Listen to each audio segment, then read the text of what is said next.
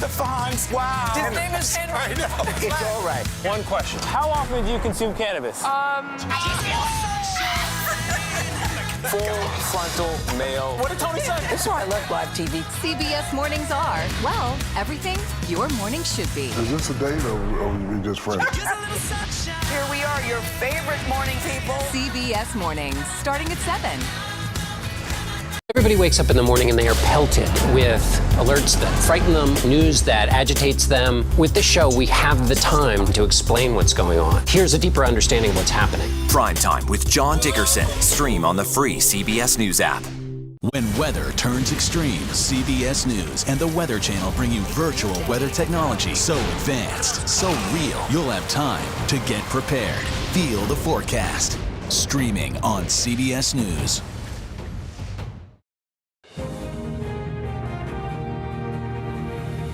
This is a CBS News special report. President Biden's State of the Union address and the Republican response. I'm Norah O'Donnell here in the nation's capital. Tonight, the stakes are high for President Biden as he delivers his second State of the Union address to the nation. The president set to speak in just about 1 hour from now before a bitterly divided Congress. It is his first since Republicans took control of the House in November. Despite the deep political divides here in Washington, the president is expected to call for bipartisan cooperation when it comes to solving the most pressing problems of our time. And there are plenty, both overseas and here at home. Despite a strong jobs report and historically low unemployment rate, Americans are struggling. Plus, high inflation remains a top concern. Tyree Nichols' death at the hands of Memphis police officers and back-to-back mass shootings in California has sparked calls for more police reform and solutions to combat gun violence. We should also note the war in Ukraine. The bloody war with Russia is approaching its second year with no end in sight. And, of course, the growing rift in U.S.-China relations after the U.S. shot down a Chinese spy balloon that traveled across the country. Will the president mention that tonight? We are hearing that he will. And even though the president has not declared that he is running for re-election, we do expect tonight to be the type of address where he would be making the case for a second term. I want to point out a new CBS News poll that shows the president's approval rating stands at 45%. I want to introduce our entire panel here with us tonight, our all-star panel. I'm joined by Chief Political Analyst John Dickerson, Face the Nation moderator and Chief Foreign Affairs Correspondent Margaret Brennan, Chief Election Campaign Correspondent Robert Costa, Chief White House Correspondent Nancy Cordes, and Congressional Correspondent Nicole Killian. Great to have all of you here. Lots to talk about, lots of news already today. So, John, as always on these State of the Unions, you always encapsulate well. What does the president need to do tonight? How high are the stakes? Well, you've set expectations as high for me as they are for him. In some sense, Joe Biden, a creature of the Senate, a creature of Washington, a lover of politics, is on the one hand, for the ceremony of a State of the Union, it's right up his alley. But the challenges which you laid out, all of those challenges in the world ahead of him, testify to the difficult nature of the job. But what strikes me is that in these excerpts they've released so far, he's going to talk about the forgotten people in this country and say, I get it. He was picked in the Democratic primaries as the candidate because he had this connection with people who felt like they'd been forgotten in this country. It's 2 years into his presidency, and he's still having to say, I get it. That means a connection is not getting through on what was supposed to be one of his great attributes. Can he really do that in a speech? The bigger question is, if he can't do it, does he really have a case for running for a second term? But what about White House officials that say, well, he's had this ambitious legislative agenda. He's gotten so much done, almost just like FDR. But you know what? We haven't had time to let that stuff sink in. The American people haven't felt it yet, the effects of all this legislation. In a series of recent polls, only about 30 to 35% of Democrats say he should run again. So Democrats aren't listening to what the Democratic president has done? That seems surprising. Okay, that's a lot to talk about. Definitely we'll get into that. The other big story, of course, foreign policy. That's what I want to ask you about, Margaret Brennan, because we have been consumed by this reporting about that Chinese spy balloon. What were the Chinese up to? Did the president wait too long to shoot it down? You have some new reporting about what the Chinese may have been looking for, and is this part of a vast surveillance program. Well, you know, when the president gets the bully pulpit, he usually wants to talk about his domestic record, but it is hard to avoid this part of foreign policy entirely. From what I've been told, the president's going to cast this as part of a broader concern about violating sovereignty, and that's the position he is going to take here, and that it has to be a united position by the U.S. to confront an adversarial China, but not escalate further. That's the thing. He's standing in front of a Congress where the political heat is only growing, and it is boxing him in. And tomorrow, when the Gang of Eight is briefed finally on this surveillance balloon, they will start getting more detail than what they learned back in August when the administration first told Congress that this aerial surveillance program exists, that they had concern about it, and that there were attributes to these balloons that give them things that they can do closer to ground, not from the satellite, that they can hover, that there are things and bits of information that do make this more concerning than it was originally characterized to the public as.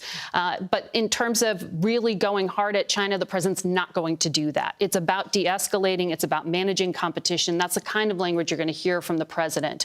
And interestingly, when he stands in front of that Republican-held House of Representatives, the Speaker of that House has said he wants Congress to speak with one voice on this. This is one of the very few areas of bipartisan interest, which is confronting China. Figuring out how is another matter. And wanting to do it, as you pointed out, in a bipartisan way. I want to bring in Robert Costa. And while the president is going to be talking about his record, his accomplishments, the lowest unemployment in 50 years, 12 million jobs created. He says something he did in 2 years, which no president has done in 4 years. All of that, the economic part of this, the cornerstone of that, people will look at tonight and say, is this the beginning of him going to run for re-election in 2024? I know you've been talking to some of the potential Republicans who may run against him. What are you learning? It is a political crossroads. It's a moment where the campaign is certainly looming. But to build on Margaret's point, this is not just the kickoff of a possible campaign. This is a kickoff of a political war. I think about that television show Game of Thrones, that phrase, winter is coming. Well, if you're President Biden or the Biden White House, winter is here. You have the House Republicans mounting investigation after investigation into his family. He still hasn't made a decision on 2024. And you have a presidency that is being tested abroad. It's winter also in Ukraine. And that situation with China, with Ukraine, with the House Republicans, with the economy, all of these things present a president who's now turning into the second part of his first term with many challenges. And so it's not just about how he's going to handle the House Republicans or how he's going to frame his 2024 potential bid, the bid everyone expects. It's how is he going to face the toughest moment in his presidency. Mm-hmm. Nancy Cordes, you cover the White House for us, talking to officials all day today. What did you hear the president wants to accomplish tonight? Well, he is looking ahead towards re-election, as Robert said. And so this speech, in many ways, kind of sets the stage for that announcement to come sometime in the next couple of months. So they say he needs to do a few very big things tonight. First of all, he's got to remind people of his accomplishments. We saw all that polling that John mentioned that shows that people still really don't realize what he was able to do in his first 2 terms. An infrastructure bill, money for computer chips, money for clean energy manufacturing. So he's going to lay that out, try to remind people what he got done in 2 years. Then he's got to tout the improving economy, that 54-year low in unemployment that you mentioned, 12 million jobs created. He is going to make the case that it is because of his policies that the economy is improving and inflation is finally coming down. He's going to describe a bipartisan unity agenda, a nod to the political reality in Washington, which is Republicans now control the House. He is not going to be able to notch this string of legislative successes that he had in his first 2 years. He's got to work with Republicans, but he thinks he's got some areas where he can do that, notably Veterans Affairs and mental health, the opioid epidemic, and so on. So we'll talk about that. And then finally, he's got to find a way to keep Congress invested in Ukraine. We are now coming up on the 1-year mark of this war. The U.S. has spent tens of billions of dollars in assistance for Ukraine. There are some people who are starting to say, should we keep funding this in the same way? And he needs to remind them what's at stake. All right, we want to bring in now Anita Dunn, who is a senior advisor to President Biden, and she joins us now from the White House. Anita, I know it has not only been a busy day, but a busy weekend. We see a picture of you here there working with the president on the speech. So what draft number are we at now? Oh, I don't keep count, Nora. Well, tell us, as you've spent so much time with the president working on this, what does he want to communicate to the American public? You know, tonight, when the president gets the opportunity to address not just Congress, but the American public, I think he's going to tell a story about progress, but also possibility. It's going to be a very optimistic speech about just what America can be and the foundation that's been laid for America to really move forward, lead the world in manufacturing, as he likes to say, and you've all heard him say it. Who says America can't lead the world in manufacturing again? He'll be talking about the policies that are creating those jobs, not just on the coast, but in the heartland states that in many cases people felt they had to move out of in order to go find a job that allowed them to support their families. No more, not under Joe Biden's economic program. And he'll be talking about democracy. He'll be talking about democracy, making it all possible. He'll be talking about the rights and freedoms that are important to us as Americans. And he'll be talking about the best days still to come in this country's history if we make the right decisions now. And Anita, address that, because the president does have a record to stand on with that record job growth during his term. And yet we have seen 40% of Americans say they feel like their own personal financial situation has gotten worse. How do you explain that disconnect? You know, the president took office during the pandemic. 10 million people were unemployed. Small businesses were shuttered. That, when we were losing almost 4,000 people a day to COVID. And it has been a time of anxiety and exhaustion. And then we had the war in Europe begin, and we've had inflation. And of course, he gets it. People are feeling insecure. People are feeling anxious about the future. But the good news for them is that as these economic policies that the president has put in place take hold, they're going to be living in an economy where they can get a job, a good job that doesn't require a 4-year college degree. They're going to be manufacturing jobs back. They're going to be jobs that are labor union jobs, so they get good benefits. And they're going to feel that this country is moving again. They're going to be building the roads and bridges. They're going to be building these manufacturing plants. It's going to be really a country whose economy is moving forward in a dynamic way. So I think that he understands, yes, of course, people are feeling in particular the effects of inflation. And it's starting to come down, but we have a lot more to do in order to get it where it needs to be. Now, gas prices are down $1.50 from their peak, but they should be lower. And I think that as we move through the year and people really start feeling the effects of those programs, $35 insulin for seniors who are on Medicare, that's a big savings. And people will start to feel the effects of what the president has done and his economic plan. The anniversary of the war in Ukraine is approaching February 24th. Will the president make a trip overseas to mark that anniversary? You know, I don't have any travel to announce right now, but he certainly has talked about, being interested in going over to Poland at some point this year. So no travel to announce, but, at some point this year, there may be some. And what would the president want to do with such a trip to Europe? Well, I'm not going to get ahead of the president. I'm not going to get ahead of travel plans.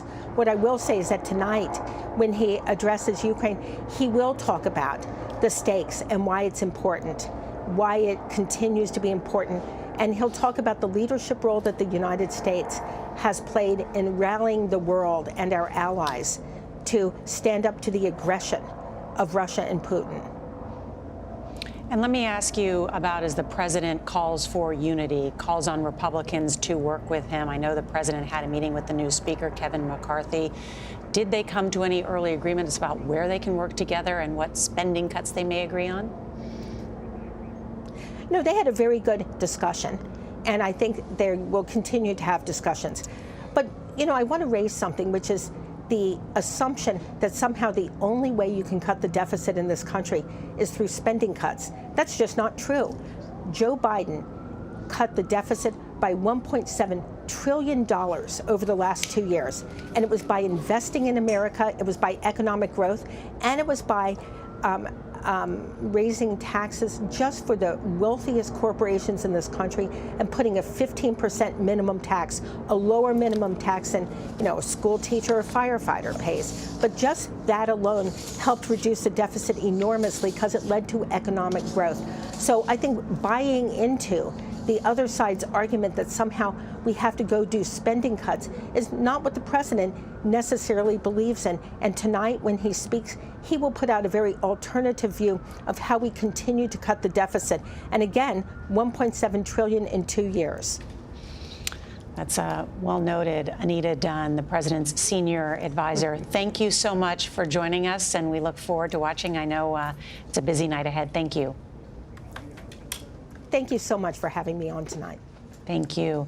Let's bring in our senior White House and political correspondent, Ed O'Keefe, who joins us from Capitol Hill tonight, your old stomping grounds up there. Ed, of course, is a former congressional reporter as well. I know that you've seen some early parts of the president's speech. What has stood out to you?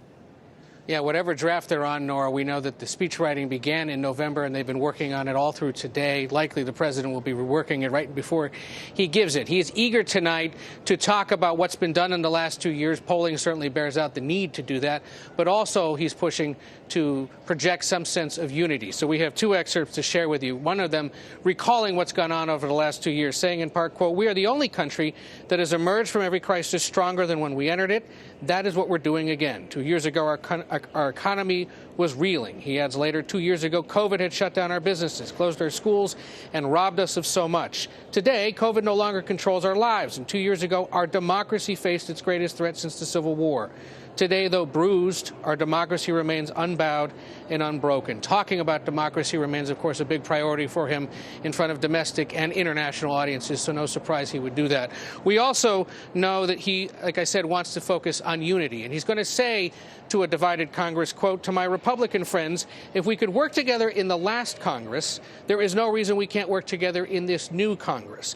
The people sent us a clear message. Fighting for the sake of fighting, power for the sake of power, conflict for the sake of conflict gets us nowhere.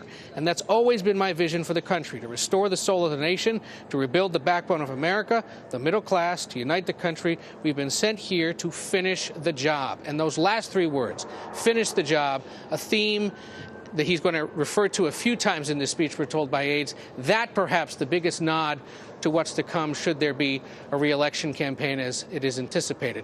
One other hint about what's going to be said in the speech came this morning when the White House announced who the First Lady will be sitting with in her box there over the House chamber.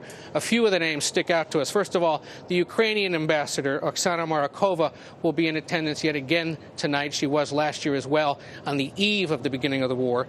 Doug Griffin is from New Hampshire. His 20-year-old daughter died of a fentanyl overdose back in 2014. He's now an advocate for raising awareness. Fighting the fentanyl and opioid epidemic remains a huge bipartisan priority. There's eagerness on both sides to do much more about that.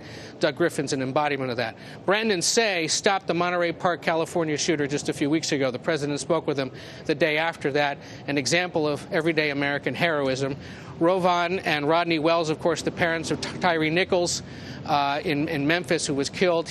They, along with several other people who are family members of victims of police violence, will be in attendance tonight. The Congressional Black Caucus especially has been eager to bring them and help raise awareness and get that issue going again. Paul Pelosi, you would think he'd sit at the other side of the House chamber in the Speaker's box, but of course Nancy Pelosi is no longer Speaker. Her husband, a survivor of an attack at their home, an example of the kind of extremism that has been found across the country. He's here tonight in his most high-profile appearance to date, though he's been around Washington for several weeks at various events. And then Bono. Why would the lead singer of U2 be invited to an Irishman's State of the Union? Well, remember, he was a big supporter of PEPFAR, or the anti-HIV program that was established by George W. Bush 20 years ago. It needs to be reauthorized again by Congress, so bringing the musician here tonight is a way to get Democrats and Republicans to do just that. Nora? That's right. Bono out, too, with his new memoir. I've seen him did a long interview on Person to Person with Nora O'Donnell, which is on the same streaming channel in case you want to check that out. Yeah, nice of the president to get that plug in there for you. Ed O'Keefe, thank you very much. I want to bring in Nicole Killian, our congressional correspondent. Just the look of tonight is going to look different because last year we saw, of course, President Biden there with two women seated right behind him, the Vice President Kamala Harris and then Speaker Nancy Pelosi. Today, Kevin McCarthy will be right behind the president as he tries to rule over or preside over a very fractious Republican conference. Yes, and one that was hard-earned on his part in terms of taking 4 days and 15 votes. And to your point, I mean, the optics will be a lot different in the sense that you will have Kevin McCarthy now sitting behind President Biden. And look, you know, he has expressed a willingness to talk to the president, that he wants to hear a message of working together and that he's willing to work with the president. At the same time, he issued a pretty pointed rebuttal ahead of the president's speech tonight, particularly on the debt ceiling, saying that he thinks Democrats continue to waste, fully spend, and that it is really critical that spending reforms are tied to any type of debt limit increase. We, of course, just heard Anita Dunn rebut that. But that being said, you know, they kind of continue to talk past each other. So the question is, despite all of these platitudes about wanting to work together, when will they actually roll up their sleeves? All right. Stand by. Coming up next, we will speak with the number 3 in charge of the Republican-led House, Majority Whip Tom Emmer of Minnesota. As we await for the president's departure from the White House, we will bring that to you live when we come right back.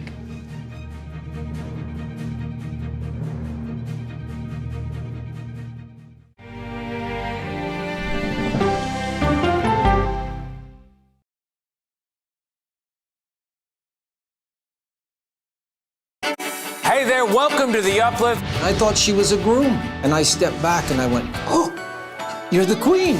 She's going to be with me every instant that I'm alive. I just wanted to see if you'd go to Disneyland with me today. I look over at him and he's smiling. I'm going to remember that the rest of my life. They told us when he was going to be born, he was only going to live for 30 minutes. It's really a miracle that he's with us today. The Uplift. Stream now on the free CBS News app. You ready? A generation of kids opens up on CBS Reports. I just want to be like a regular kid. Their world, their struggles, their voices. What if I was white? A lot of people like to call names and make you feel ashamed for being proud of who you are. Now streaming racism. I feel like it's just a war zone between all different races. Will this generation continue the problem? The kids pushed them away and didn't want them to be there because of their race. Or be the solution? We just need to keep raising our voices. We're all human and we don't deserve that type of treatment just because of how we look. Are the kids all right? Racism, now streaming on the free CBS News app. When weather turns extreme, CBS News and the Weather Channel bring you virtual weather technology so advanced, so real, you'll have time to get prepared. Feel the forecast. Weather when it matters most on CBS Mornings. An original documentary from CBS reports tensions rising between a powerful country and a vital island. The supply of this technology came grinding to a halt. The world would grind to a halt. Absolutely. As Taiwan faces threats and aggression, Taiwan is on the front line, and we understand our responsibility as a democracy. We cannot fall. CBS News examines whether they can defend themselves. Putin, Ukraine, China, Taiwan, they are manifestations of the battle between autocracy and democracy. And that is a fight that we're all engaged in. Defending Taiwan, now streaming on the free CBS News app. The news doesn't have to always be depressing. What do you love about running? It can be uplifting. That human connection that we create on the broadcast every night is incredibly important. Stories that inform. You can be really old at 60, and you can be really young at 85. Inspire. How do we unlock the power within ourselves to be who we want to be? And brighten your day. The best part of fame is making people feel good. Always send the people home happy. Make every day a little more like Sunday morning. Here comes the sun. Stream now on the free CBS News app.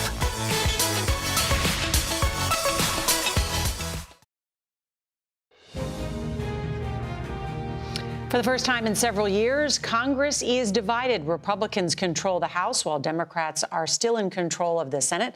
Minnesota Republican Congressman and House Majority Whip Tom Emmer joins us now. Congressman, good to have you. Thanks for joining us. Good to be with you, Nora. What issues can Republicans find common ground on with the president? Well, I think we saw some of it last week, right? President Biden and Kevin McCarthy sat down last Wednesday.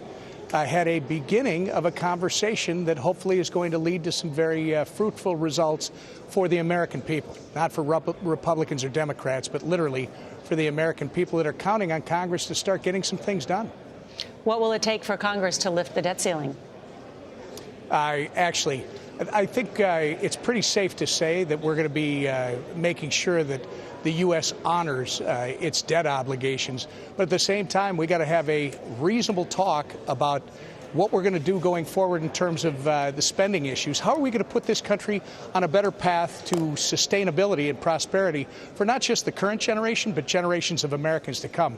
Nora, you can't sustain bringing in every dollar we bring in, we're spending $1.29. That just doesn't work. So we're going to have a conversation. I think the president and Kevin McCarthy started this thing. It's the responsible thing to do. It's the reasonable thing to do. And I think the more sensible we all are, the better results we're going to get. Congressman, I'm going to bring in John Dickerson here. We've got the all-star panel of smart people here at CBS News who want to ask you a question. But they're starting with me anyway. Congressman, when Republicans came into control, I remember in the 90s, John Kasich, when he took over the budget, he had specific spending items he wanted cut, used it as a way to talk about Republican priorities, that specificity. Certainly Paul Ryan was making budgets even before he became chairman of the Budget Committee. In this instance, what specific spending cuts would you or Republicans put forward as a way of saying, this is what we believe, and this is why government needs to be shrunk, not just in the abstract, but in specific terms? Yeah, John, if you think about this, by law, President Biden was supposed to provide a budget to Congress this past Monday. The first Monday in February, the president is supposed to put a budget out. And then by law, the Congress then has six weeks from the date that they receive that budget to put up a response. So we're talking about spending reforms. We're talking about some general terms right now. The idea is you are going to take care of the debt ceiling, but at the same time, you're going to put this country on a more sustainable path in terms of paying our debt obligations and making sure that we preserve opportunities for all Americans in years to come. Whip Emmer, it's Margaret Brennan. Good to talk to you, sir. When you look at some of those promises that were made to some of the more conservative members of your caucus, as we were looking at the election of Speaker McCarthy, there were specifics in there like capping spending levels at 2022 levels. Are those things actually up for negotiation, or are there going to be hard cuts to things like defense spending? Yeah, first off, Margaret, Republicans aren't going to cut defense. We're going to make sure that our people that wear the uniform get the tools that they need to do the mission that they're going to be asked to do in the coming weeks, months, and years. In the meantime, your characterization of caps is not correct. There was a discussion about returning, in particular, with the domestic spending that has taken place since the pandemic started, has just bloated these programs beyond recognition. The idea was to try and take that back to an FY fiscal year 22 baseline and work from there. And by the way, the agreement that was made was a caucus-wide or conference-wide agreement that Kevin McCarthy agreed to. Single subject matter bills, making sure that amendments are germane to the bill, making sure that the Holman rule is back in place, which allows for line item vetoes and appropriation bills, and an easy one for Americans to understand, a 72-hour rule. I think most Americans would agree. Those of us that have election certificates should read the darn bills before we vote on them. Simple things like that really haven't been honored in the last few years. That's what the agreement was. Congressman, a last question. George Santos, we were told tonight he is going to be in a center aisle there. He's got on his orange tie, and he wants to shake the hand of the President of the United States. You were the chair of the House committee, and when he was elected, you called George Santos the embodiment of the American dream. Do you still believe that? What do you think of his future? Well, apparently his representations might be a little bit different than that. But I look at it this way. George Santos, I expect to do the right thing for the people who elected him. And he ran on things like holding this administration accountable, trying to make sure that spending was held under control, take care of crime in our major cities. That was a huge issue, as you know, in New York. And the list goes on. But again, I expect him to do the right thing for the people that elected him. Even if it means resigning? I expect him to do the right thing for the people who. This is an issue between Mr. Santos and his constituents, the voters, and I expect him to do the right thing. Well, Congressman Emmer, I know you need to get inside the House chamber. Thank you so much for spending time with us. We appreciate it. Wonderful to be with such an expert panel. Thank you for having me. Flattery will get you everywhere. Thank you. All right, let's bring in CBS News political analyst Leslie Sanchez and political contributor Ashley Etienne. They're here to break down the president's new reality in Congress. Great to talk to both of you.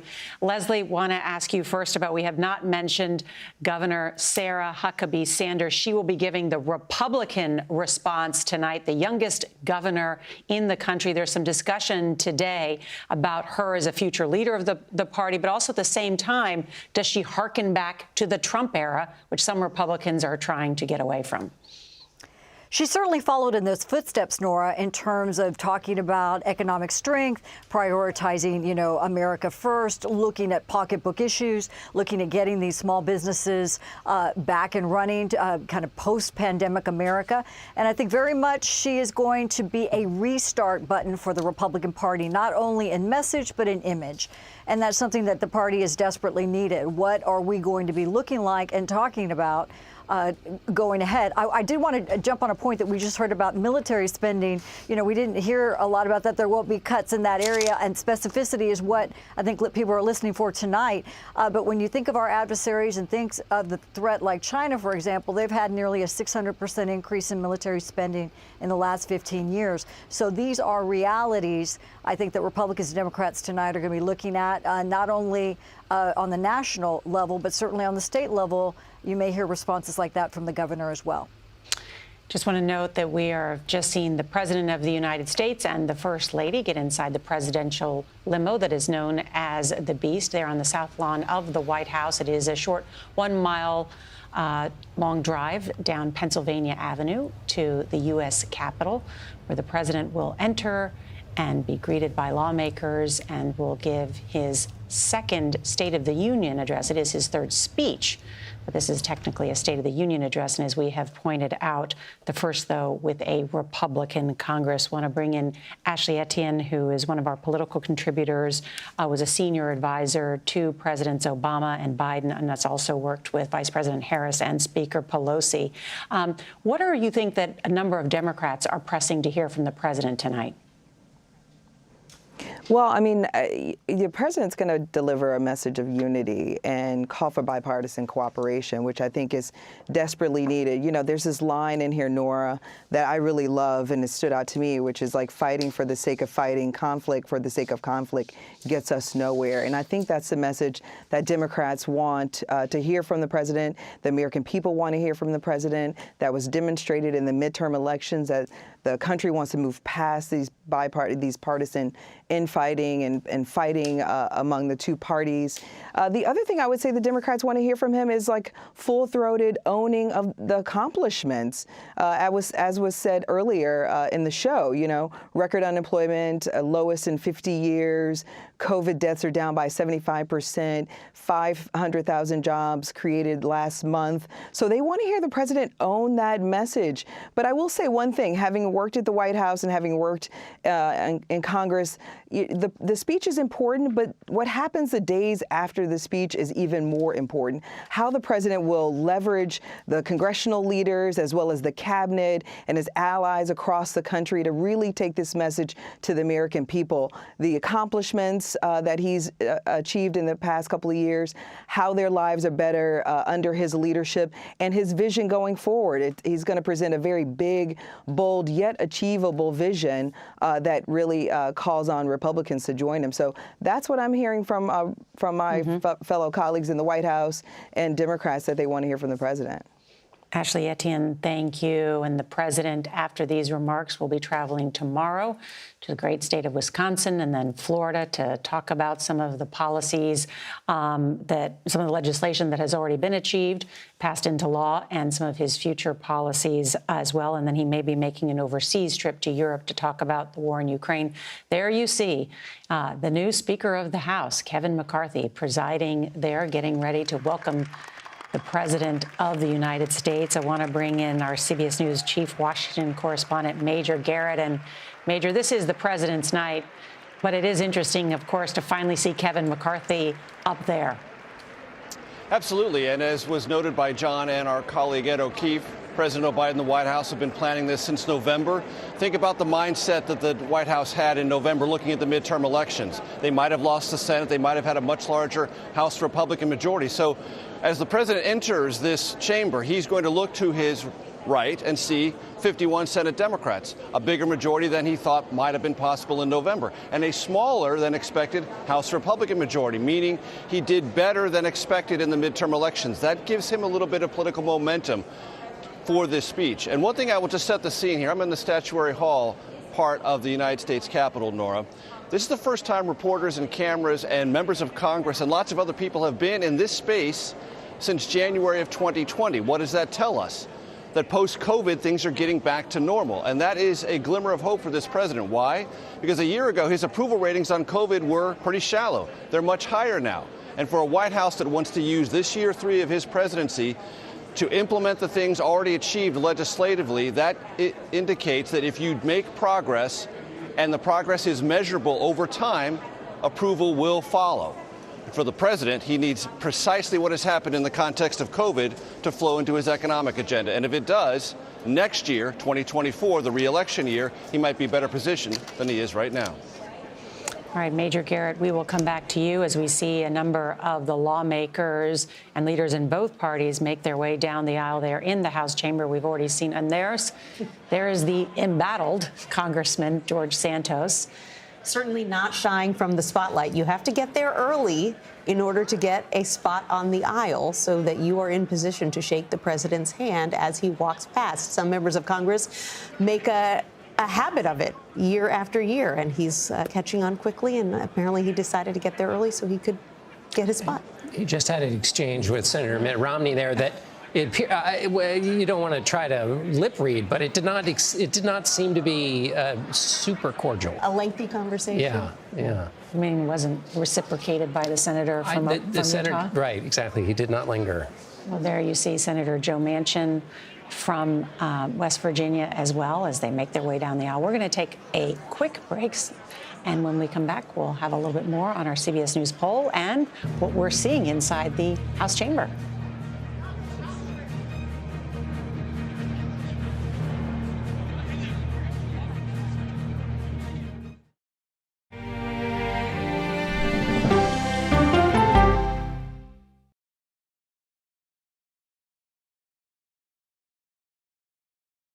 An original CBS Reports documentary. I asked my students, what are we going to do about racism in the United States? The backlash over teaching about racism in American schools. I don't think it has any place in the classroom. We can either pretend and say, no, we're not racist and we're all great people, or we can actually start to do the really, really hard work of addressing it. How did you lose your job? I made the statement that white privilege is a fact. Is it helping diversity and inclusion? When you bring in different people's stories and experience, it enriches education. If you don't talk about something, it doesn't go away.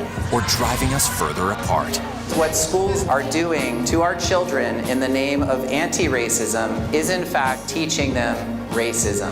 The intention is to put us in this war against each other. An original CBS Reports documentary, streaming now.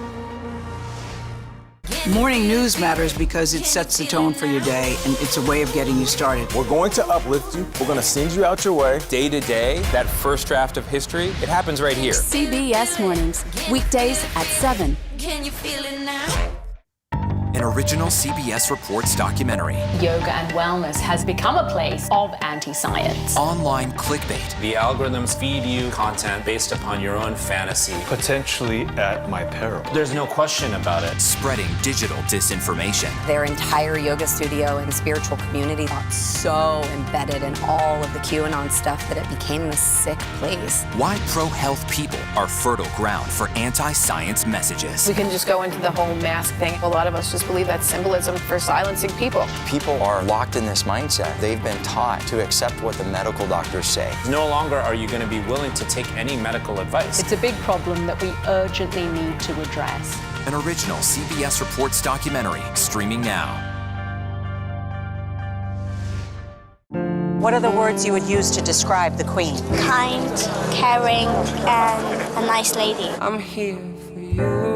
America needs drivers. And we're here to help. What are you learning from Girls on the Run? Never give up and to always keep trying. You can see Myron Ricky is up. They're doing wellness checks when people are trapped inside their homes. We're gonna be okay. We're gonna make it.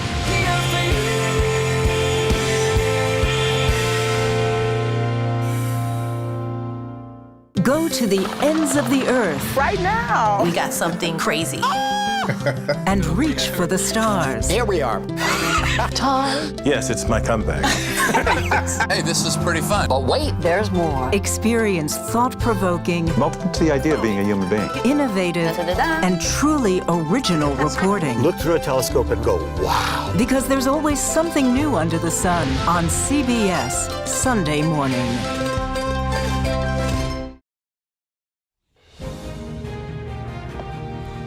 Welcome back to CBS News coverage of President Biden's State of the Union address and the Republican response. CBS News elections and surveys director Anthony Salvanto is with us. And Anthony, I know you've got some new poll numbers for us. What are they showing? Hey there, Nora. Great to talk to you. Look, so I just put it to people. If you could give the State of the Union, how would you describe it? And the big number that we got is people said divided, right? That's a word we've been hearing a lot tonight. You talked about Joe Biden saying he's going to put forward a unity agenda. That's the context into which he is speaking. So people also feel that the U.S. is declining, and that is really related to these economy numbers that we've been seeing throughout his term. He has not yet seen under his watch a majority of Americans say they felt the economy was good. Now, some of that was coming out of the pandemic. He gets credit for now a lot of people saying that things with COVID are better, but they haven't yet felt that the economy has turned around. Inflation has really been weighing it down,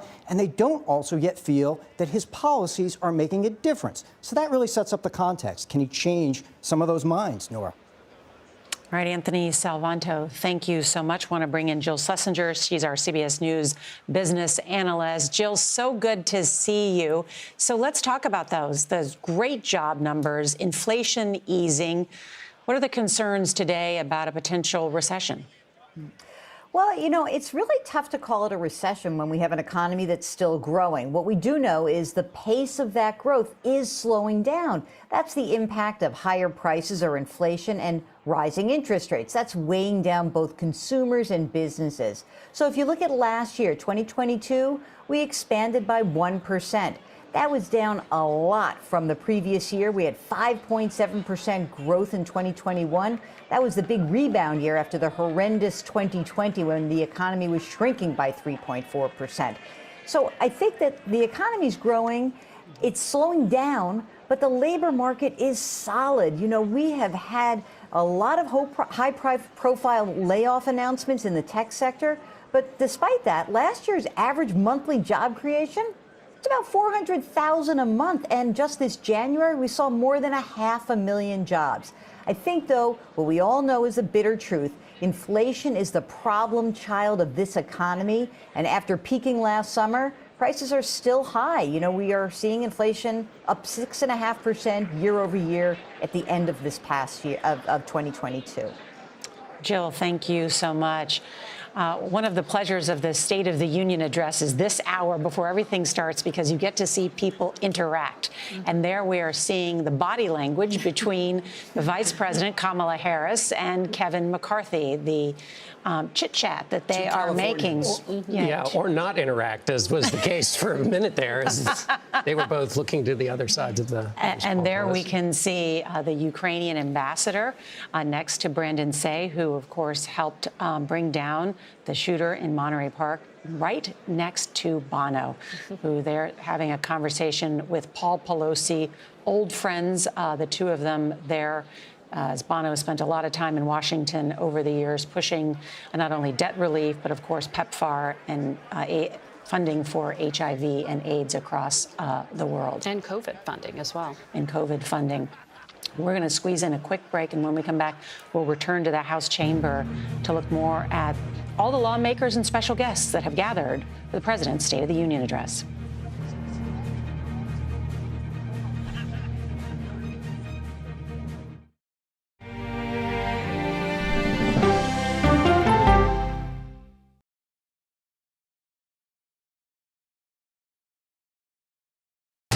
People from every corner of America facing challenges. Everyone is just looking for some type of connection. Just raise your hand and say, hey, I'd like to help. Coming together to find solutions. We are going to do something about it. Their stories are our stories. Welcome to Eye on America. Stream now on the free CBS News app.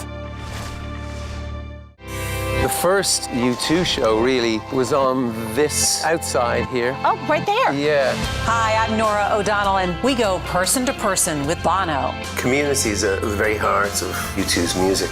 There was magic, that's all we had. Now streaming on the free CBS News app. If it's important to our nation. Madam Speaker, I want to talk to you, of course, about abortion. It's on Face the Nation. How much money is it that you think you need to go ask Congress for? The why behind the biggest stories. Can there be stability if Vladimir Putin remains in power? Face the Nation with Margaret Brennan on CBS. An original documentary from CBS reports. As the nation of Hungary evolves toward autocracy, if you define an autocrat as someone that the people can no longer get rid of, even when there are elections, he's definitely an autocrat. Some American conservatives like what they see. Viktor Orban has done a tremendous job, and you've kept your country safe. CBS Reports explores their growing alliance. I have come to Texas. We should unite our forces. So there are a ton of booths here, a lot of young people here. And what it means for American democracy. Prime Minister Orban is being accused of all kinds of things simply because he doesn't toe that liberal line. He stands for Christian conservative values. To sum up, the mother is a woman, the father is a man, and leave our kids alone. Full stop, end of discussion. A new conservative alliance now streaming on the free CBS News app. When weather turns extreme, The threat of severe weather and dangerous tornadoes is expected to last. CBS News and the Weather Channel bringing virtual weather technology so advanced, so real. Let's bring in our partners at the Weather Channel. Now 6 feet of water, imagine that. Cars that can act like battering rams. These hyper-realistic simulations show you what the weather will look and feel like before it happens. Feel the forecast, streaming on CBS News. We're really excited that we've been honored with the Emmy Award for Outstanding Live News Program. But we know we couldn't have done that without you. So thank you. CBS Mornings, weekdays at 7 on CBS. The news doesn't have to always be depressing. What do you love about running? It can be uplifting. That human connection that we create on the broadcast every night is incredibly important.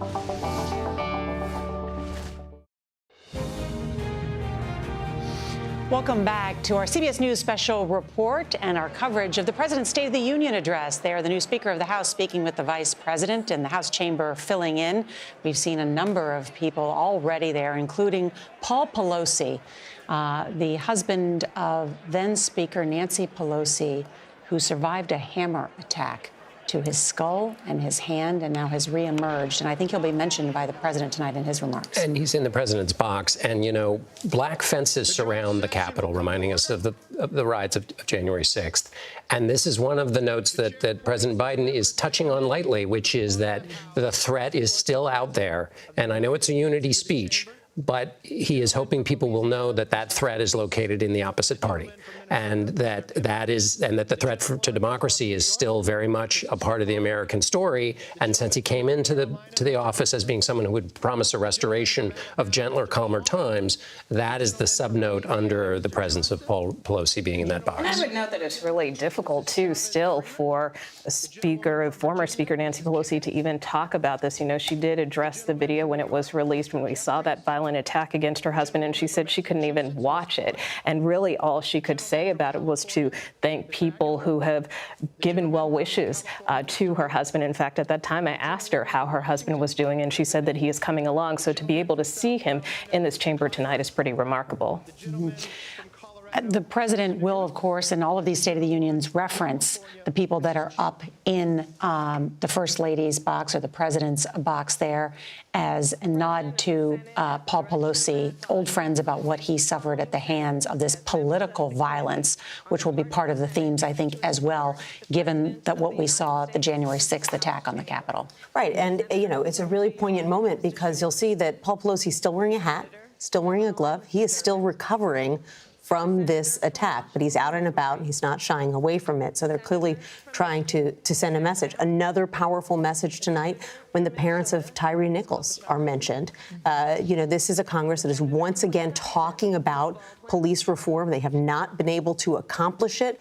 There are renewed hopes that perhaps they can do something, even a smaller bill than they once envisioned. Even that will be difficult to get across the finish line. But these two grieving parents are the living embodiment of the pain that exists in this country and a reminder of the fact that Congress still hasn't been able to get anything done. And worth noting that you have a lot of families that are going to be in attendance tonight, not just Tyree Nichols' family, but the family of George Floyd, the family of Tamir Rice, the family of Eric Garner, and the list goes on. And that's why members of Congress say, look, you know, even though the power dynamics aren't necessarily favorable, let's see what we can get done. And so we know Cory Booker, Tim Scott have started talking again, that they've continued to have conversations. The Congressional Black Caucus also very hopeful that they can put forth some piece of legislation, perhaps even include Tyree Nichols' name as part of some new potential legislation that emerges. There is so much reverence by Kevin McCarthy, the new speaker, for Tim Scott. The Republican senator, the only black senator from South Carolina, or the only black senator, Republican black senator, and he's from South Carolina. He's been working on this. I know you've done these stories many times. Why then won't the House Republicans move on this? Why can't they get anything done? Well, I think to a certain extent it's a misnomer, and it may be something to push Republicans on because, quite frankly, just last week, Majority Leader Steve Scalise said that they were interested at one point in time in moving on a bill similar to that, the bill that Senator Scott initially put forth, the Justice Act. You know, what Republicans really have an issue with is this issue of qualified immunity. They're not necessarily opposed to more body cameras. They're not necessarily opposed to more grants for departments, but it's this issue of qualified immunity that continues to be a sticking point. And until they can resolve that, it really will be a heavy lift in either chamber. But in that last negotiation, they had agreed to put it to the side because it was so hard, qualified immunity, and still Senator Scott and Booker couldn't come to an agreement. Some of that having to do with just burdens put on local police departments to put things into a federal database. And it raises that speculation of, is there a political incentive to actually move on this or give credit to one party or the other for finally legislating at the national level, something that at the local policing level, there have been adaptations and you have seen leadership there. I think it's going to be fascinating to watch. And Nora brings up Tim Scott, someone we're all going to be watching to see if he runs for president in 2024. Which could also affect the dynamics of these discussions as well. And one thing that's so interesting as you watch this scene on the House floor, you know, so many parents today, I'm not a parent, but I hear them grouse here in the Bureau, that their kids are on their screens all the time, that they're always on their phones. So when we're covering Congress, the lawmakers are on their phones all the time. This is one of the rare moments where politicians, members of the Supreme Court, members of the administration are all socializing, phones down, talking. There's something very old school about this American scene tonight. We rarely remember what is said at the State of the Union, maybe a line or two, but we do remember the images, the people, how those in power are interacting, because it does tell us a lot about the dynamics at play. Just look at the images of Vice President Harris and Speaker McCarthy, two Californians, but not too cozy. The president had a really natural setting for unity last year because it was just after Russia had invaded Ukraine, and the United States government was outraged, both sides of Congress outraged, and he came in and he delivered a very forceful rebuke of Russia. Everyone was up on their feet. Everyone was, in agreement that the U.S. needed to stand by Ukraine, and it was really this moment of strength and unity. And he's going to have to find a new way tonight to accomplish that same effect now that we're 1 year in almost to the start of the Ukraine war. Let's bring in our congressional correspondent, Scott McFarland, because he is inside the House chamber and can see some of the things we can't see, even with all the cameras in there. Scott, what's the atmosphere there? Nora, despite all the comings and goings over the last 90 minutes, embattled Congressman George Santos has just been planted in that seat 3 rows from the back on the center aisle, as if it was a game of musical chairs and he didn't want to lose his spot.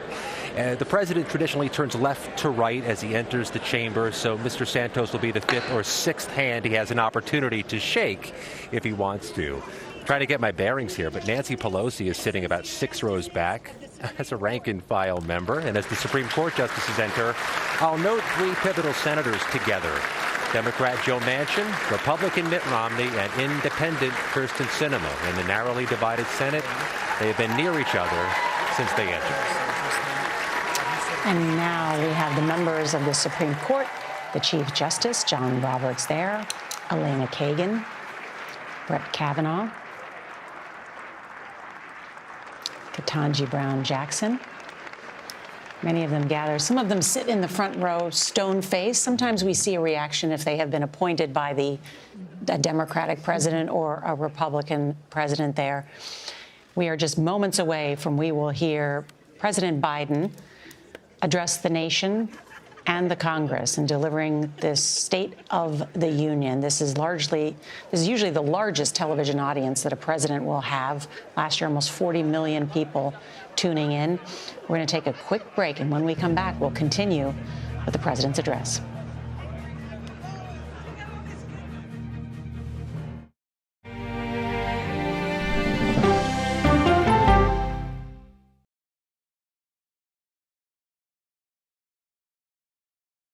Stories that inform, inspire, and brighten your day. The best part of fame is making people feel good. Make every day a little more like Sunday morning. Here comes the sun. Stream now on the free CBS News app.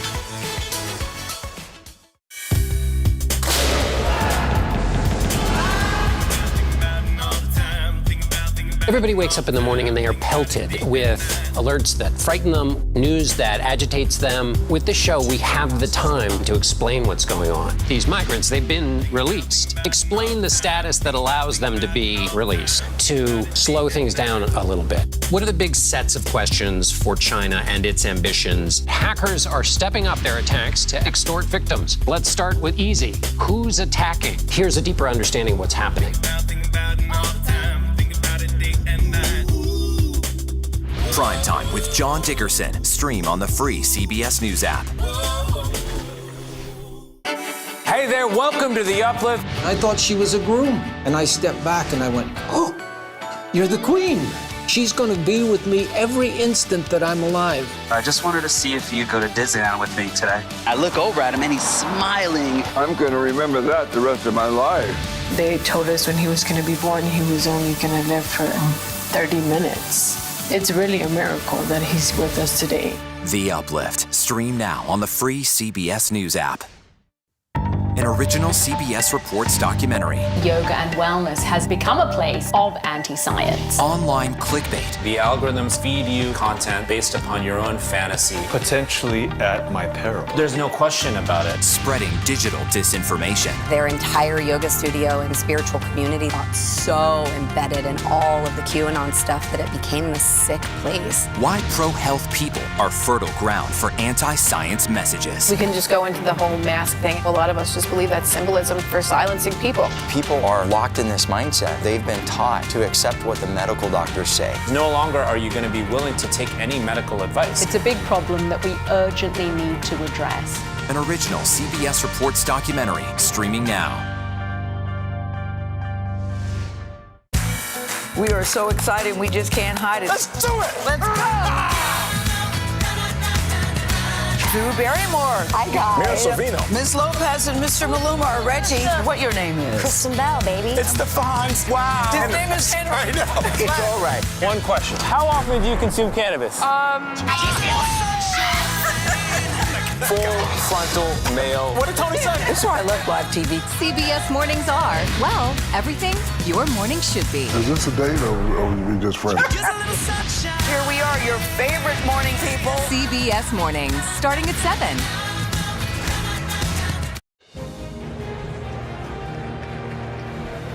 Welcome back to CBS News coverage of the President's State of the Union. And there you see the First Lady of the United States, Dr. Jill Biden, entering the chamber, resplendent in purple, and greeting some of the guests there, including the second gentleman, Kamala Harris's husband. There's the Commerce Secretary, Gina Raimondo, among the other members of the cabinet. And is custom, I should say, for every State of the Union, there is one cabinet secretary who is the designated survivor in case something horrible were to happen tonight. That is the Labor Secretary, Marty Walsh. We don't know if it is a coincidence that he has been chosen to be the designated survivor on the day that reports surfaced that he might be leaving the cabinet altogether. The first cabinet member for President Biden to do so. There are reports that he is taking a job running the National Hockey Players Union. And there you see other members of the president's cabinet greeting lawmakers there, including the Secretary of Education, the Secretary of Veterans Affairs. Veterans will be a key part of the president's remarks tonight. And President Biden will enter the House chamber shortly to deliver his State of the Union address. So let's pause for a moment to let the CBS News Network join our special coverage.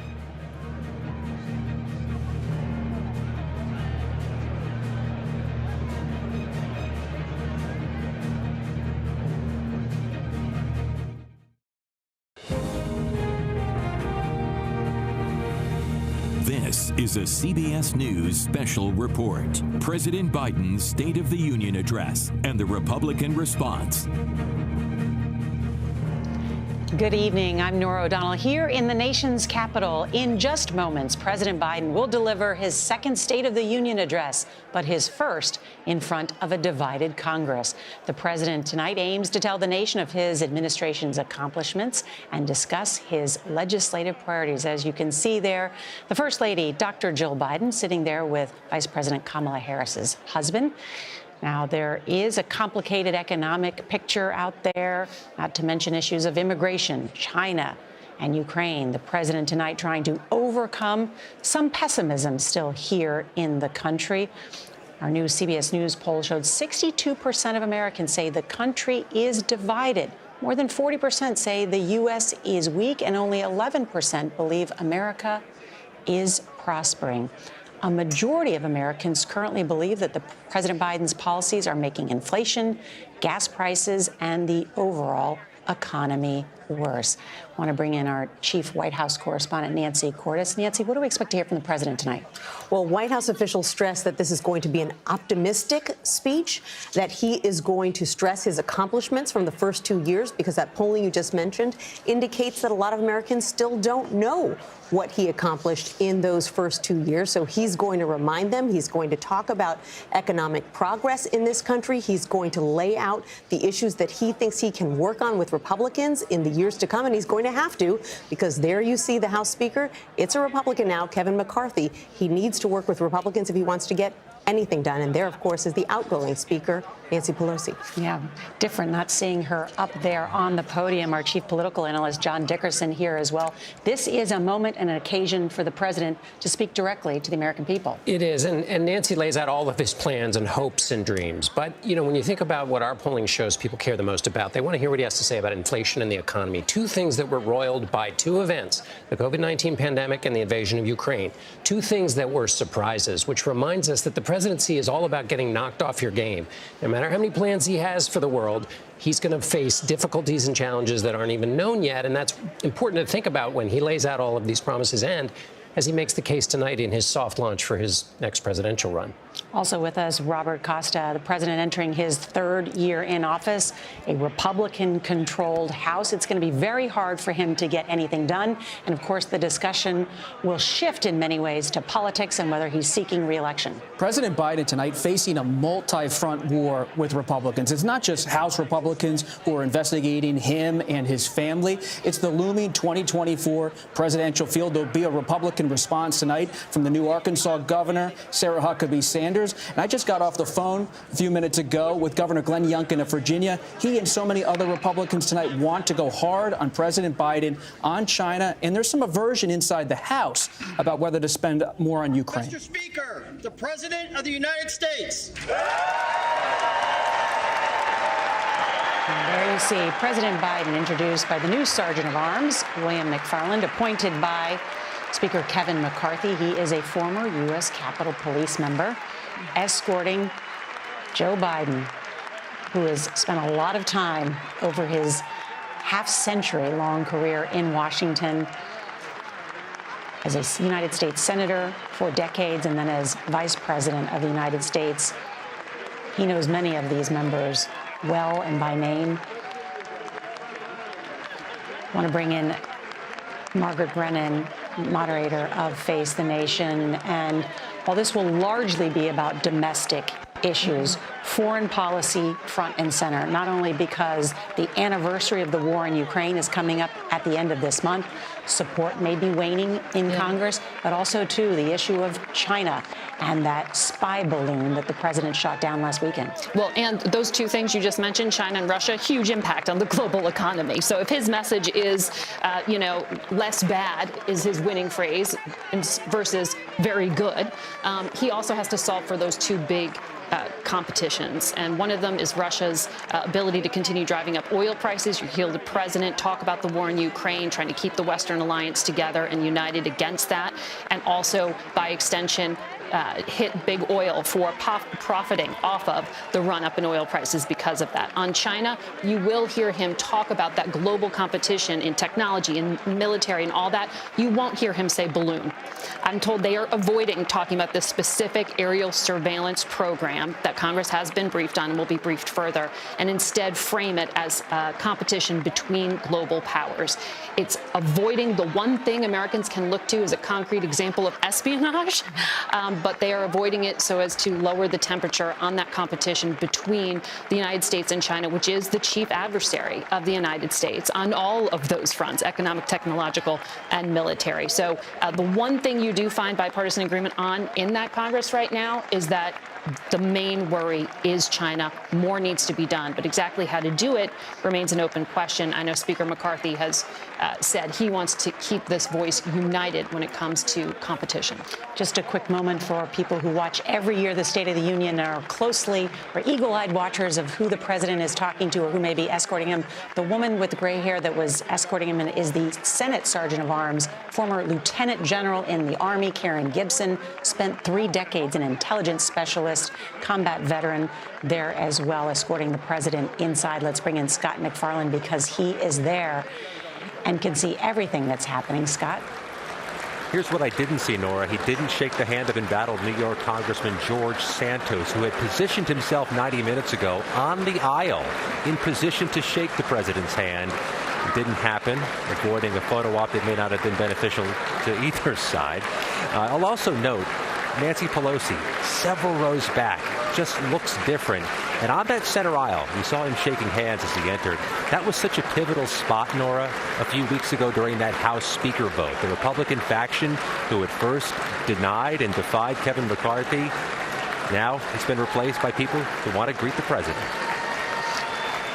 Thank you so much, Scott McFarland. And as you saw there, an unusually large contingent of Supreme Court justices there shaking President Biden's hand. Also, Steve Scalise, the number 2 House Republican behind him. The president now speaking the hands of military leaders gathered there. The chairman of the Joint Chiefs of Staff, General Milley, as well as the Defense Secretary, Lloyd Austin.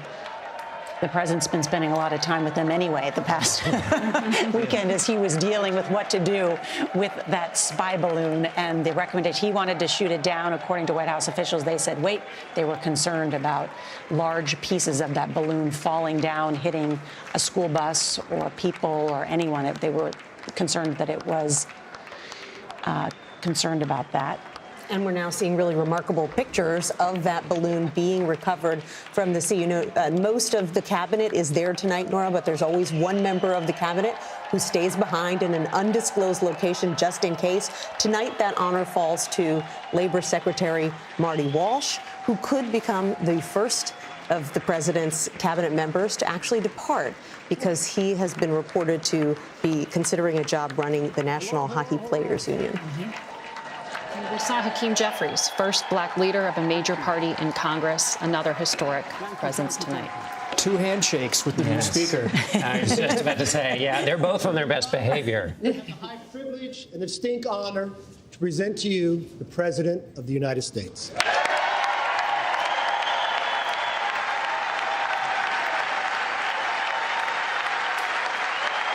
A very warm reception for President Joe Biden.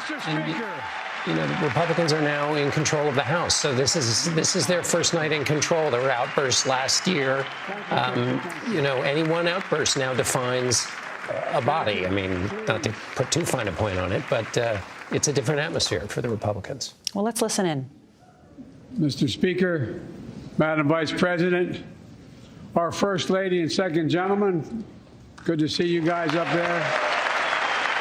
Members of Congress.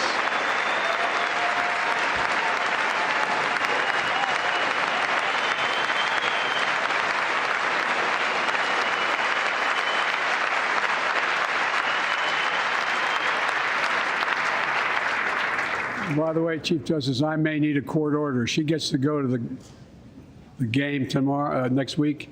I have to stay home. Got to work something out here. Members of the Cabinet, leaders of our military, Chief Justice, Associate Justice, and retired Justice of the Supreme Court, and to you, my fellow Americans. You know, I start tonight by congratulating the 118th Congress and the new Speaker of the House, Kevin McCarthy.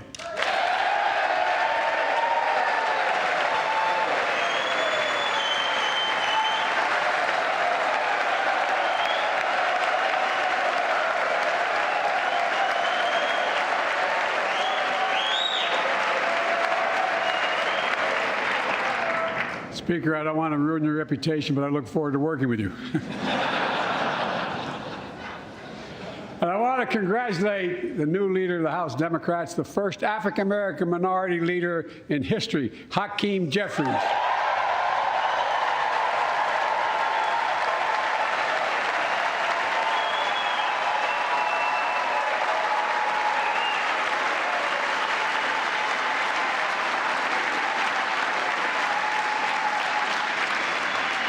He won in spite of the fact I campaigned for him. Congratulations to the longest-serving leader in the history of the United States Senate, Mitch McConnell. Where are you, Mitch?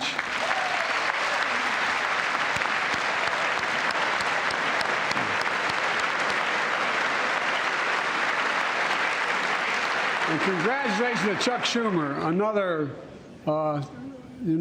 term as Senate Minority Leader. I think you. This time you have a slightly bigger majority, Mr. Leader, and you're in a majority leader. About that much bigger? Yeah. Well, I tell you what, I want to give special recognition to someone who I think is going to be considered the greatest speaker in the history of the House of Representatives, Nancy Pelosi.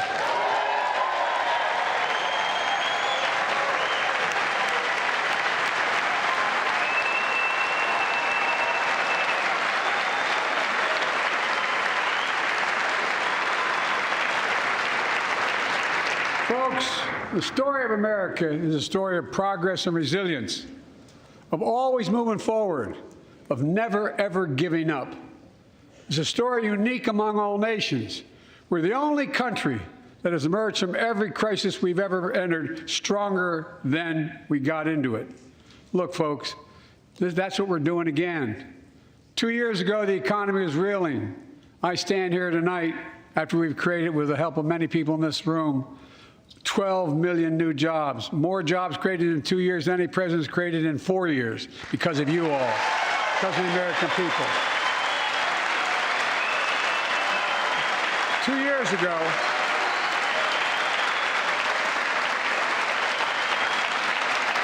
and 2 years ago, COVID had shut down, our businesses were closed, our schools were robbed of so much, and today, COVID no longer controls our lives.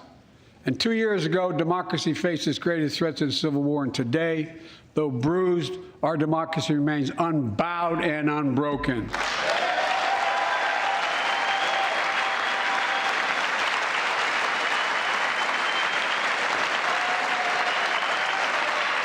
As we gather here tonight, we're writing the next chapter in the great American story, a story of progress and resilience.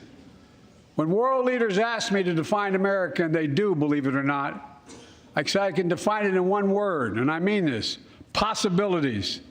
We don't think anything is beyond our capacity. Everything is a possibility. You know, we're often told that Democrats and Republicans can't work together. But over the past 2 years, we've proved the cynics and naysayers wrong. Yes, we disagreed plenty. And yes, there were times when Democrats went alone.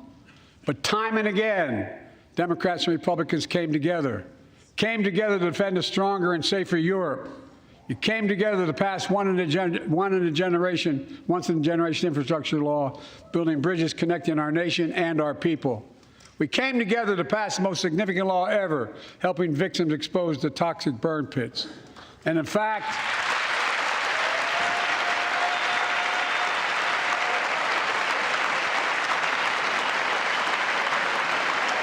it was important.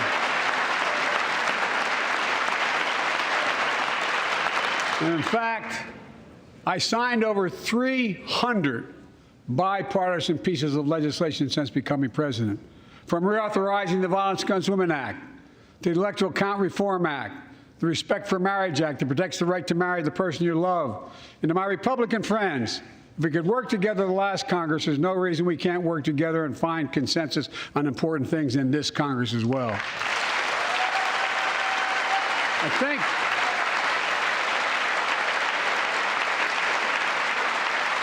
folks, you all are as formed as I am, but I think the people sent us a clear message. Fighting for the sake of fighting, power for the sake of power, conflict for the sake of conflict gets us nowhere. That's always been my vision of our country, and I know it's many of yours. To restore the soul of this nation, to rebuild the backbone of America, America's middle class, and to unite the country. We've been sent here to finish the job, in my view. For decades, the middle class has been hollowed out. In more than, and not no one administration, but for a long time. Too many good-paying manufacturing jobs move overseas. Factories closed down. Once thriving cities and towns that many of you represent became shadows of what they used to be. And along the way, something else we lost: pride, our sense of self-worth. I ran for president to fundamentally change things, to make sure our economy works for everyone, so we can all feel that pride in what we do. To build an economy from the bottom up and the middle out, not from the top down. Because when the middle class does well, the poor have a ladder up, and the wealthy still do very well. We all do well.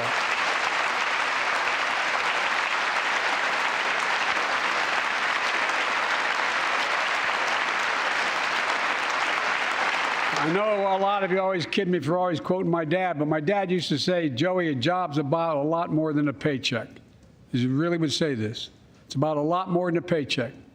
It's about your dignity. It's about respect.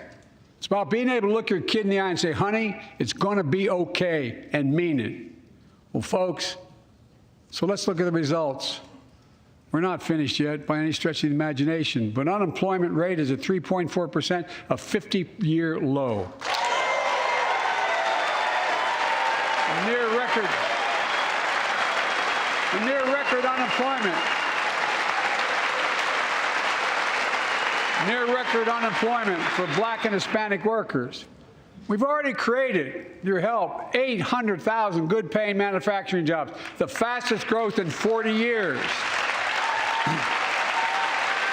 And where is it written? are written that America can't lead the world in manufacturing. And I don't know where that's written. For too many decades, we imported projects and exported jobs. Now, thanks to what you've all done, we're exporting American products and creating American jobs. Folks,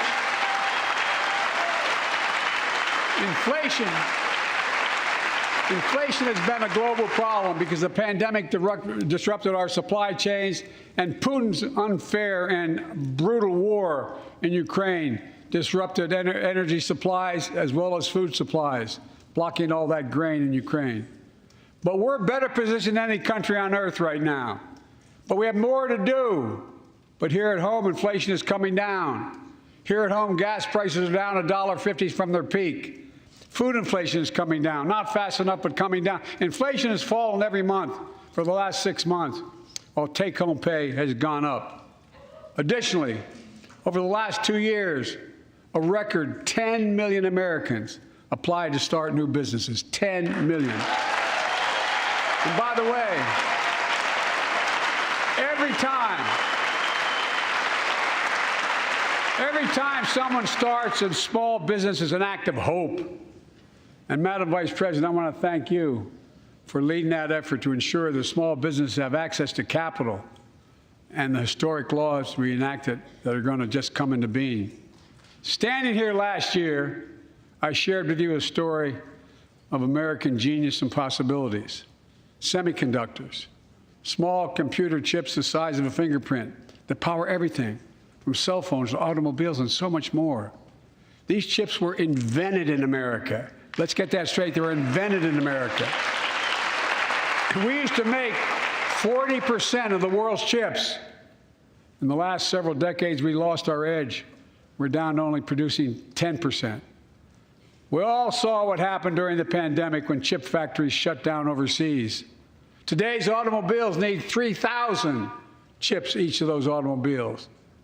But American automobiles couldn't make enough cars because there weren't enough chips. Car prices went up. People got laid off. So did everything from refrigerators to cell phones. We can never let that happen again. That's why we came together to pass the Bipartisan Chips and Science Act.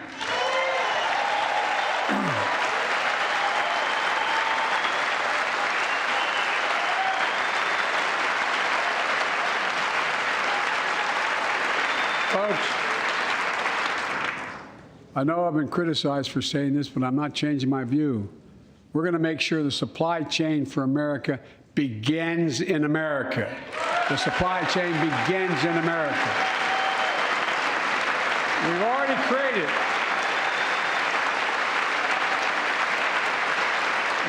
created 800,000 new manufacturing jobs without this law, before the law kicks in. With this new law, we're going to create hundreds of thousands of new jobs across the country. And I mean all across the country, throughout not just the coast, but through the middle of the country as well. That's going to come from companies that have announced more than $300 billion in investment in American manufacturing over the next few years.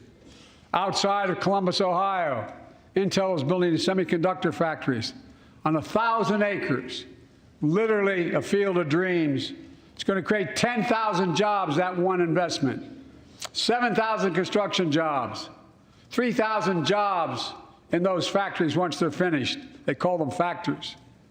Jobs paying an average of $130,000 a year, and many do not require a college degree.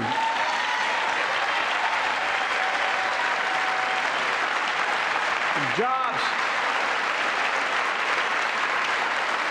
Because we work together, these jobs where people don't have to leave home to search for opportunity. And it's just getting started.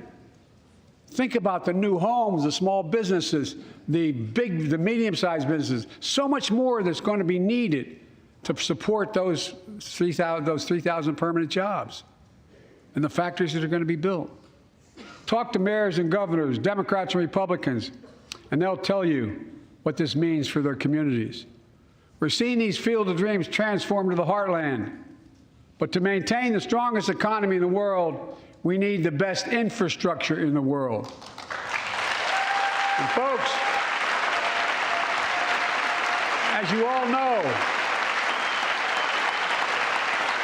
We used to be #1 in the world in infrastructure. We've sunk to 13th in the world. The United States of America, 13th in the world in infrastructure, modern infrastructure. But now we're coming back because we came together and passed the bipartisan infrastructure law, the largest investment in infrastructure since President Eisenhower's interstate highway system.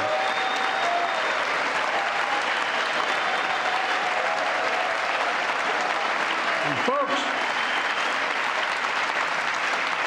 already we've funded over 20,000 projects, including major airports from Boston to Atlanta to Portland. Projects that are going to put thousands of people to work rebuilding our highways, our bridges, our railroads, our tunnels, ports, airports, clean water, high-speed internet, all across America. Urban, rural, tribal. And folks, we're just getting started. We're just getting started. And I mean it sincerely. I want to thank my Republican friends who voted for the law, and my Republican friends who voted against it as well. But I still get asked to fund the projects in those districts as well. But don't worry. I promised I'd be a president for all Americans. We'll fund these projects. And I'll see you at the groundbreaking. Look,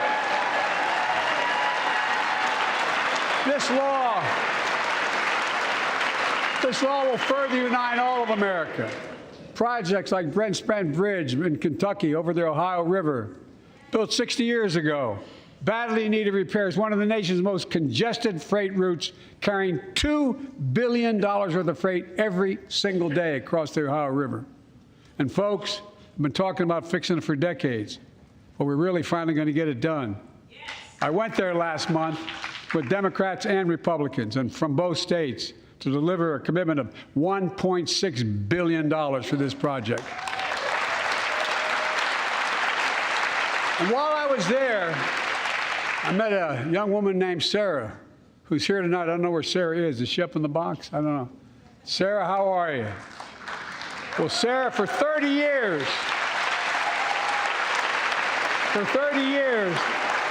I learned, she told me she'd been a proud member of the Iron Workers Local 44, known as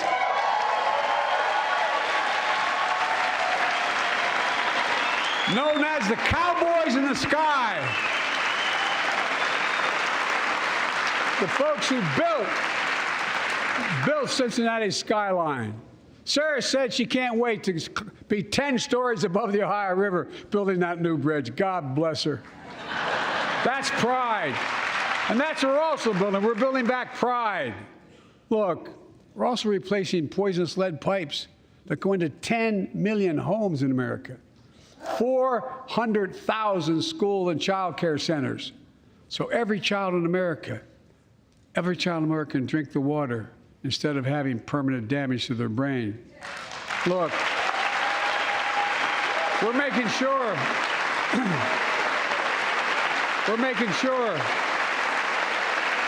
that every community in America has access to affordable high-speed internet.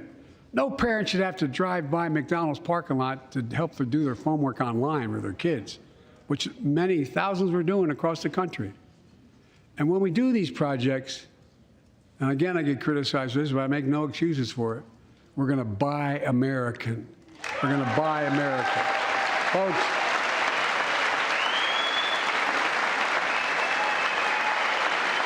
and it's totally consistent with international trade rules. Buy America has been the law since 1933, but for too long, past administrations, Democrat and Republican, have fought to get around it. Not anymore. Tonight, I'm announcing new standards that require all construction materials used in federal infrastructure projects to be made in America. Made in America. I mean it. Lumber, glass, drywall, fiber optic cable. And on my watch, American roads, bridges, and American highways are going to be made with American products as well. Folks, my economic plan is about investing in places and people that have been forgotten. So many of you listening to me tonight I know you feel it. So many of you felt like you've just simply been forgotten. Amid the economic upheaval of the past 4 decades, too many people have been left behind and treated like they're invisible. Maybe that's you watching from home. Remember the jobs that went away. You remember them, don't you? The folks at home remember them. You wonder whether the path even exists anymore for your children to get ahead without having to move away. Well, that's why I get that. That's why we're building an economy where no one's left behind. Jobs are coming back. Pride is coming back because choices we made in the last several years. You know, this is, in my view, a blue-collar blueprint to rebuild America and make a real difference in your lives at home. For example, too many of you lay in bed at night like my dad did, staring at the ceiling, wondering what in God's name happens if your spouse gets cancer, or your child gets deadly ill, or something happens to you. What are you going to get money to pay for those medical bills? Or are you going to have to sell the house or try to get a second mortgage on it? I get it. I get it. With the Inflation Reduction Act that I signed into law, we're taking on powerful interests to bring health care costs down so you can sleep better at night with more security. You know, we pay more for prescription drugs than any nation in the world. Let me say it again. We pay more for prescription drugs than any major nation on earth. For example, 1 in 10 Americans has diabetes. Many of you in this chamber do, and in the audience. But every day, millions need insulin to control their diabetes so they can literally stay alive. Insulin's been around for over 100 years. The guy who invented it didn't even patent it because he wanted it to be available for everyone. It cost the drug companies roughly $10 a vial to make that insulin. Package it and all, you may get up to $13. But Big Pharma has been unfairly charging people hundreds of dollars, $400 to $500 a month, making record profits. Not anymore. Not anymore.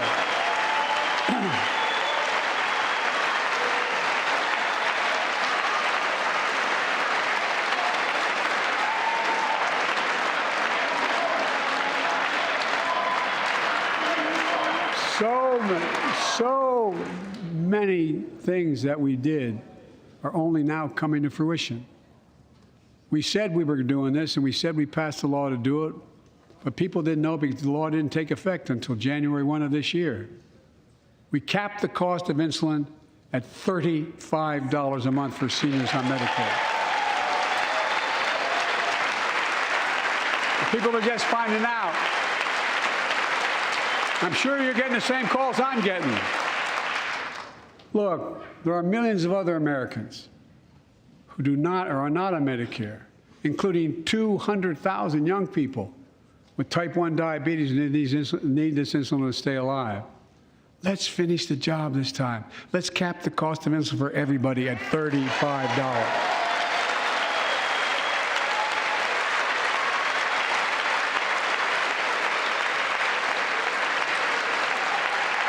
Folks,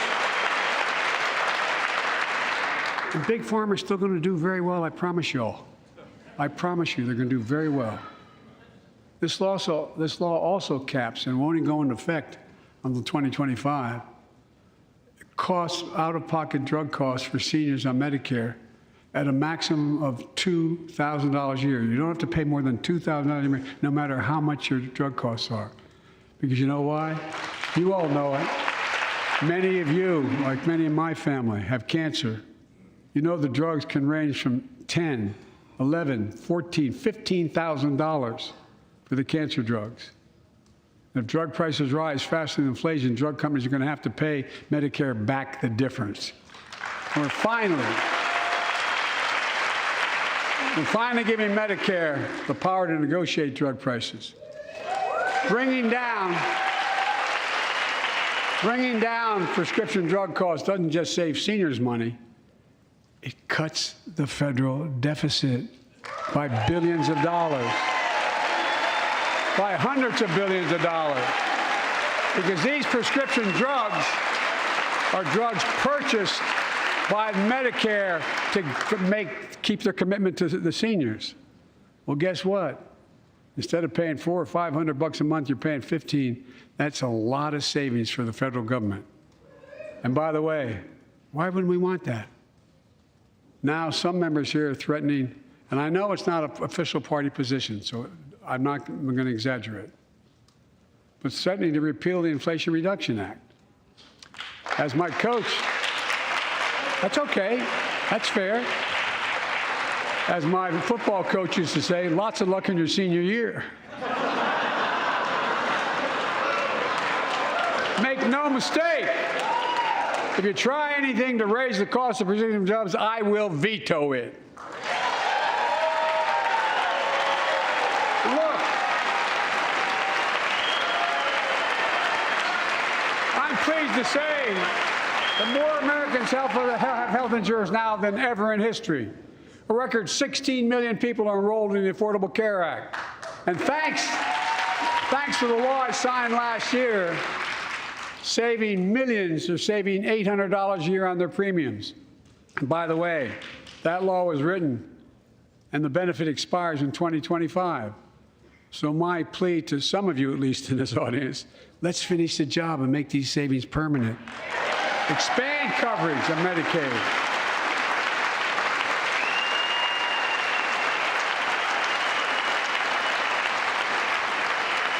Look, the Inflation Reduction Act is also the most significant investment ever in climate change. Ever. Lowering utility bills, creating American jobs, leading the world to a clean energy future. I visited the devastating aftermath of record floods, droughts, storms, and wildfires from Arizona to Mexico to all the way up to the Canadian border. More timber has been burned, as I've observed from helicopters, than the entire state of Missouri. And we don't have global warming? Not a problem. In addition to emergency recovery, from Puerto Rico to Florida to Idaho, we're rebuilding for the long term. New electric grids that are able to weather major storms and not prevent those forest fires. Roads and water systems withstand the next big flood. Clean energy to cut pollution and create jobs in communities often left behind. We're going to build 500,000 electric vehicle charging stations installed across the country by tens of thousands of IBEW workers. And we're helping families save more than $1,000 a year with tax credits to purchase electric vehicles and efficient appliances, energy-efficient appliances. Historic conservation efforts to be responsible stewards of our land. Let's face reality. The climate crisis doesn't care if you're in a red or blue state. It's an existential threat. We have an obligation, not to ourselves, but to our children and grandchildren to confront it. I'm proud of how America, at last, is stepping up to the challenge. We're still going to need oil and gas for a while. But guess what? No, we do. But there's so much more to do. We got to finish the job. And we pay for these investments in our future by finally making the wealthiest and biggest corporations begin to pay their fair share. Just begin.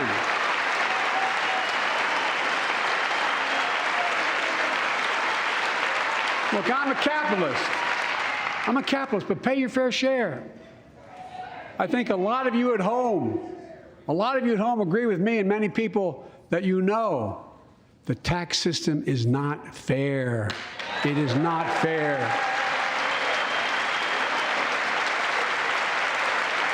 Look,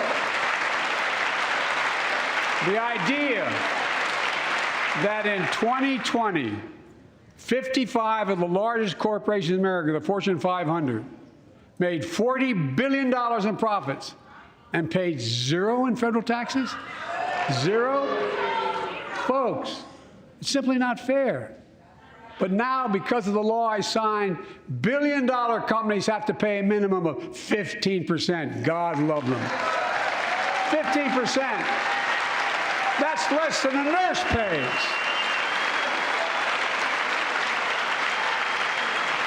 Let me be crystal clear. I said at the very beginning, under my plans, as long as I'm president, nobody earning less than $400,000 will pay an additional penny in taxes. Nobody, not one penny. But let's finish the job. There's more to do. We have to reward work, not just wealth. Pass my proposal for the billionaire minimum tax. You know, there's 1,000 billionaires in America. It's up from about 600 in the beginning of the term. But no billionaire should be paying a lower tax rate than a school teacher or firefighter. I mean it. Think about it.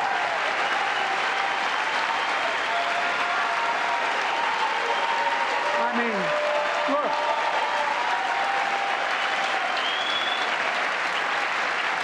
I know you aren't enthusiastic about that, but think about it. Think about it. Have you noticed Big Oil just reported its profits, record profits? Last year they made $200 billion in the midst of a global energy crisis. I think it's outrageous. Why? They invested too little of that profit to increase domestic production. And when I talk to a couple of them, they say, we're afraid you're going to shut down all the oil wells, all the oil refineries anyway, so why should we invest in them? I said, we're going to need oil for at least another decade, and that's going to exceed and beyond that. We're going to need it.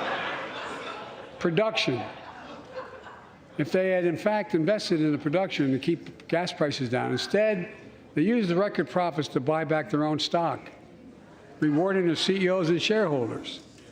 Corporations ought to do the right thing. That's why I propose we quadruple the tax on corporate stock buybacks and encourage long-term investments. They'll still make considerable profit. Let's finish the job and close the loopholes that allow very wealthy to avoid paying their taxes. Instead of cutting the number of audits for wealthy taxpayers, I just signed a law to reduce the deficit by $114 billion by cracking down on wealthy tax cheats. That's being fiscally responsible. In the last 2 years, my administration has cut the deficit by more than $1.7 trillion, the largest deficit reduction in American history. Under the previous administration, the American deficit went up 4 years in a row. Because those record deficits, no president added more to the national debt in any 4 years than my predecessor. Nearly 25% of the entire national debt that took over 200 years to accumulate was added by just one administration alone, the last one. They're the facts. Check it out. Check it out. How did Congress respond to that debt? They did the right thing. They lifted the debt ceiling 3 times without preconditions or crisis. They paid American bills to prevent an economic disaster in the country. So tonight I'm asking the Congress to follow suit. Let's commit here tonight to the full faith and credit of the United States of America will never, ever be questioned. Some of my Republican friends want to take the economy hostage. I get it, unless I agree to their economic plans. All of you at home should know what those plans are. Instead of making the wealthy pay their fair share, some Republicans want Medicare and Social Security to sunset. I'm not saying it's a majority. Let me give you, anybody who doubts it, contact my office. I'll give you a copy. I'll give you a copy of the proposal. That means Congress doesn't vote. Well, I'm glad to see you. No, I tell you, I enjoy conversion. You know, it means if Congress doesn't keep the programs the way they are, they'd go away. Other Republicans say, I'm not saying it's a majority of you. I don't even think it's even a significant, but it's being proposed by individuals. I'm not politely not naming them, but it's being proposed by some of you. Look, folks, the idea is that we're not going to be moved into being threatened to default on the debt if we don't respond. Folks,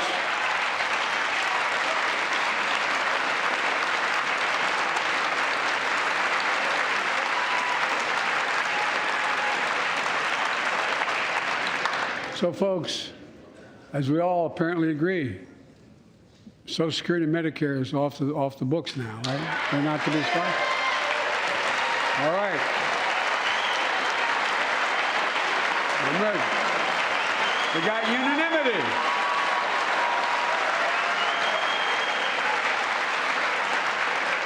Social Security and Medicare are a lifeline for millions of seniors. Americans have to pay into them from the very first paycheck they started. So tonight, let's all agree, and we apparently are, let's stand up for seniors.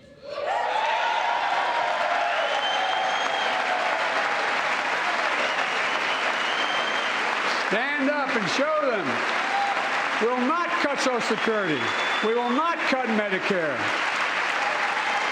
Those benefits belong to the American people. They earned it. And if anyone tries to cut Social Security, which apparently no one's going to do, and if anyone tries to cut Medicare, I'll stop them. I'll veto it. And look, I'm not going to allow them to be taken away. Not today, not tomorrow, not ever. But apparently it's not going to be a problem.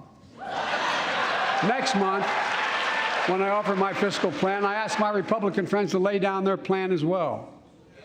I really mean it. Let's sit down together and discuss our mutual plans together. Let's do that.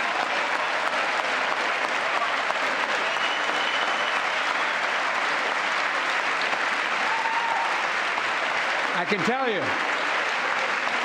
the plan I'm going to show you is going to cut the deficit by another $2 trillion. And it won't cut a single bit of Medicare or Social Security. In fact, we're going to extend the Medicare Trust Fund at least 2 decades, because that's going to be the next argument. How do we keep it solvent, right? Well, we'll not raise tax on anyone making under $400,000, but we'll pay for it the way we talked about tonight, by making sure that the wealthy and big corporations pay their fair share. Look. Here's the deal. They aren't just taking advantage of the tax code. They're taking advantage of you, the American consumer. Here's my message to all of you out there. I have your back. We're already preventing Americans from receiving surprise medical bills, stopping $1 billion surprise bills per month so far. We're protecting seniors' life savings by cracking down on nursing homes that commit fraud, endanger patient safety, prescribe drugs that are not needed. Millions of Americans can now save thousands of dollars because they can finally get a hearing aid over the counter without a prescription. Look, capitalism without competition is not capitalism. It's extortion. It's exploitation. Last year, I cracked down with the help of many of you on foreign shipping companies that were making you pay higher prices for every good coming into the country. I signed a bipartisan bill that cut shipping costs by 90%, helping American farmers, businessmen, and consumers. Let's finish the job. Pass the bipartisan legislation to strengthen antitrust enforcement and prevent big online platforms from giving their own products an unfair advantage.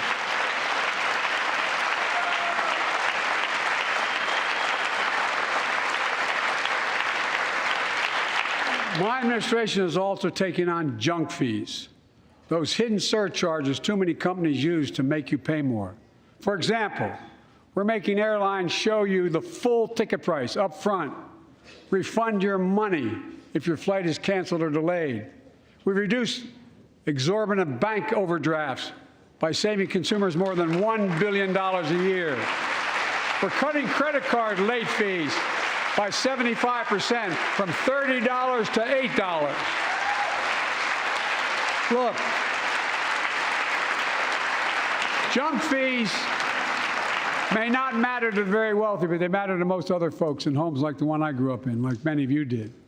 They add up to hundreds of dollars a month. They make it harder for you to pay your bills or afford that family trip. I know how unfair it feels when a company overcharges you and gets away with it. Not anymore. We've written a bill to stop it all. It's called the Junk Fee Prevention Act. We're going to ban surprise resort fees that hotels charge on your bill. Those fees can cost you up to $90 a night at hotels that aren't even resorts. The idea that cable, internet, and cell phone companies can charge you $200 or more if you decide to switch to another provider. Give me a break. We can stop service fees on tickets to concerts and sporting events and make companies disclose all the fees up front. And we'll prohibit airlines from charging $50 round trip for a family just to be able to sit together. Baggage fees are bad enough. Airlines can't treat your child like a piece of baggage. Americans are tired of being. We're tired of being played for suckers. So pass the Junk-Free Prevention Act so companies stop ripping us off. For too long, workers have been getting stiffed, but not anymore. We're beginning to restore the dignity of work. For example, I should have known this, but I didn't until 2 years ago. 30 million workers have to sign non-compete agreements for the jobs they take. 30 million. So a cashier at a burger place can't walk across town and take the same job at another burger place and make a few bucks more. It just changed. But they just changed it because we exposed it. That was part of the deal, guys. Look it up. But not anymore. We're banning those agreements so companies have to compete for workers and pay them what they're worth.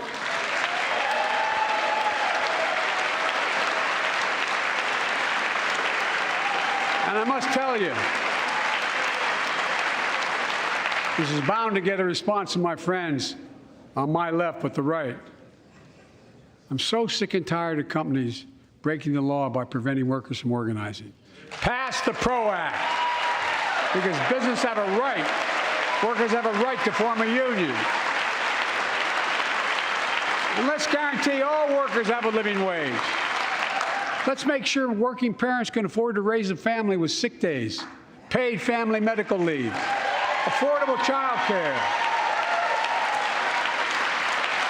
That's going to enable millions of more people to go and stay at work. And let's restore the full child tax credit, which gave tens of millions of parents some breathing room and cut child poverty in half to the lowest level in history. And by the way, when we do all these things, we increase productivity. We increase economic growth. So let's finish the job and get more families access to affordable, quality housing. Let's get seniors who want to stay in their homes the care they need to do so. Let's give more breathing room to millions of family caregivers looking after their loved ones. Pass my plan so we get seniors and people with disabilities the home care and services they need. And support the workers who are doing God's work. These plans are fully paid for, and we can afford to do them. Restoring the dignity of work means making education an affordable ticket to the middle class. You know, when we made public education, 12 years of it, universal in the last century, we made the best educated, best paid, we became the best educated, best paid nation in the world. But the rest of the world's caught up. It's caught up. Jill, my wife, who teaches full time, has an expression. I hope I get it right, kid. Any nation that out-educates us is going to out-compete us. Any nation that out-educates is going to out-compete us. Folks, we all know 12 years of education is not enough to win the economic competition of the 21st century. We want to have the best educated workforce. Let's finish the job by providing access to preschool for 3 and 4 years old. Studies show that children who go to preschool are nearly 50% more likely to finish high school and go on to earn a 2 or 4 year degree, no matter their background they came from. Let's give public school teachers a raise.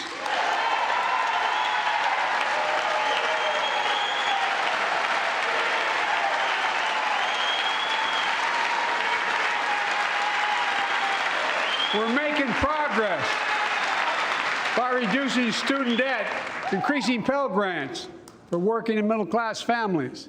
Let's finish the job and connect students to career opportunities starting in high school. Provide access to 2 years of community college, the best career training in America, in addition to being a pathway to a 4-year degree.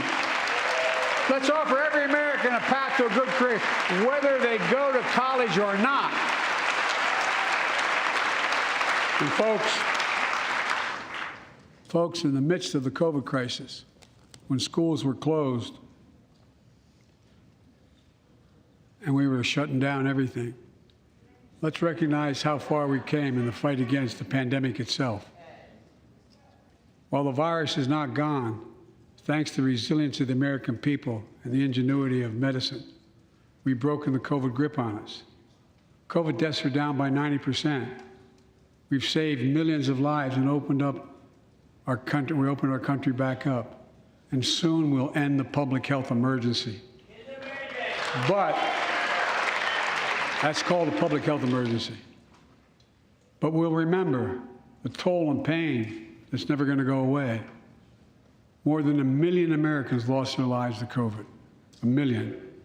Families grieving, children orphaned, empty chairs at the dining room table constantly reminding you that she used to sit there. Remembering them, we remain vigilant. We still need to monitor dozens of variants and support new vaccines and treatments. So Congress needs to fund these efforts and keep America safe. And as we emerge from this crisis stronger, we're also got to double down on prosecuting criminals who stole relief money meant to keep workers and small businesses afloat.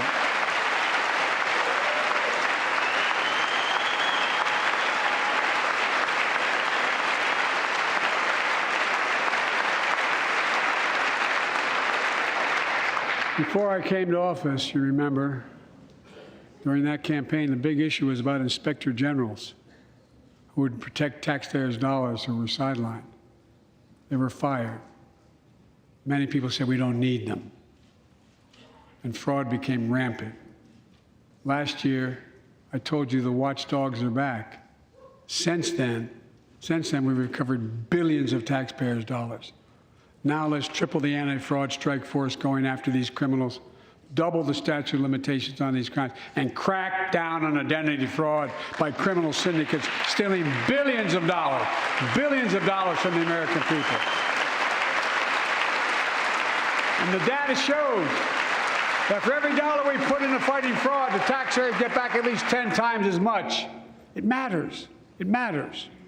Look, COVID left its scars, like the spike in violent crime in 2020, the first year of the pandemic. We have an obligation to make sure all people are safe. Public safety depends on public trust, as all of us know. But too often that trust is violated. Joining us tonight are the parents of Tyree Nichols. Welcome.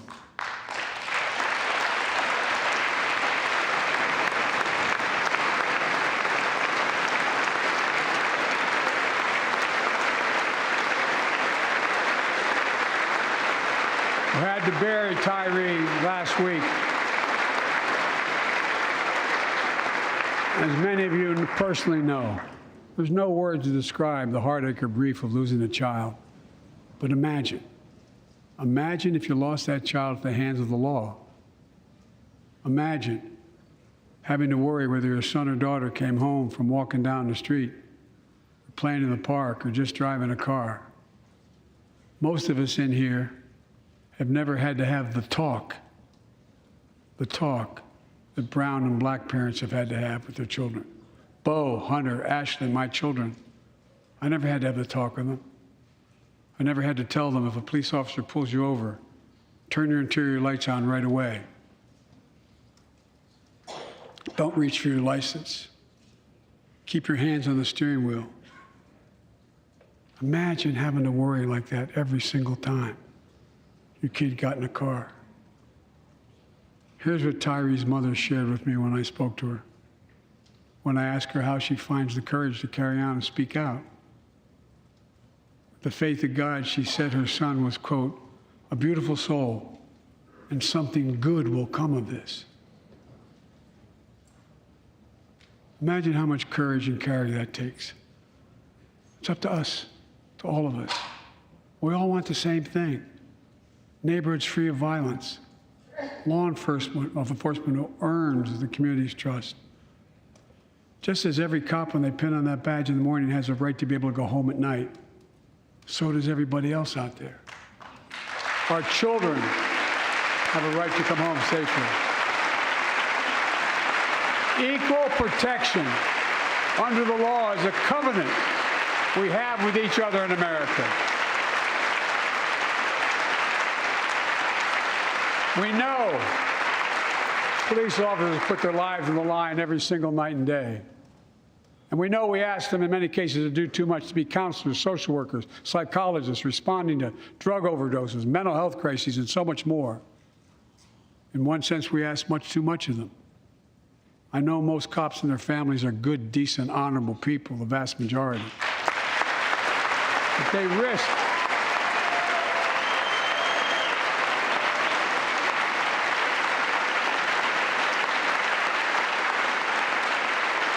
risk their lives every time they put that shield on.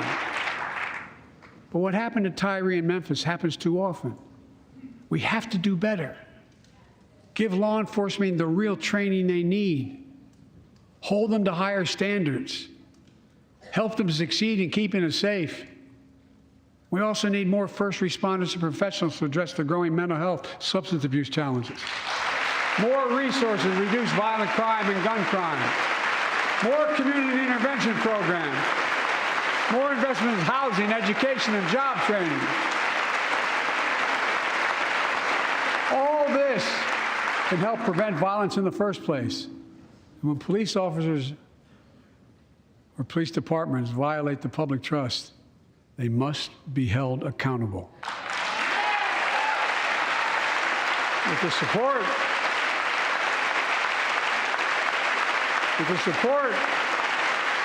of the families of victims, civil rights groups, and law enforcement, I signed an executive order for all federal officers, banning chokeholds, restricting no-knock warrants, and other key elements of the George Floyd Act. Let's commit ourselves to make the words of Tyler's mom true. Something good must come from this. Something good.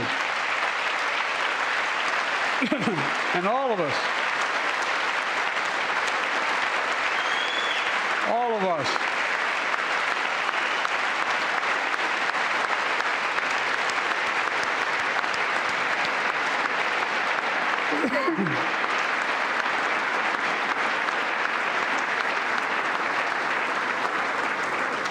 folks, it's difficult, but it's simple. All of us in this chamber, we need to rise to this moment. We can't turn away.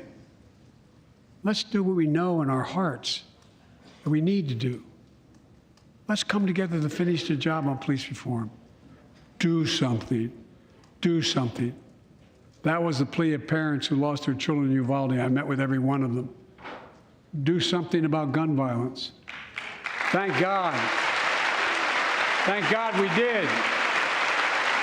Passing the most sweeping gun safety law in 3 decades. That includes things like that the majority of responsible gun owners already support. Enhanced background checks for 18 to 21 years old. Red flag laws, keeping guns out of the hands of people who are a danger to themselves and others. But we know our work is not done. Joining us tonight is Brandon Say, a 26-year-old hero. Brandon put his college dreams on hold to be at his mom's side. His mom's side when she was dying from cancer. And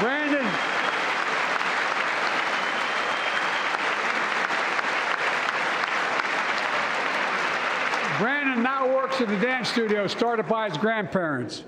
And 2 weeks ago, during the Lunar New Year celebrations, he heard the studio door close, and he saw a man standing there pointing a semi-automatic pistol at him.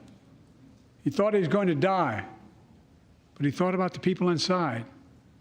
And in that instant, he found the courage to act and wrestled a semi-automatic pistol away from the gunman who had already killed 11 people in another dance studio. 11. He saved lives. It's time we do the same. Ban assault weapons now. Ban them now. Once and for all.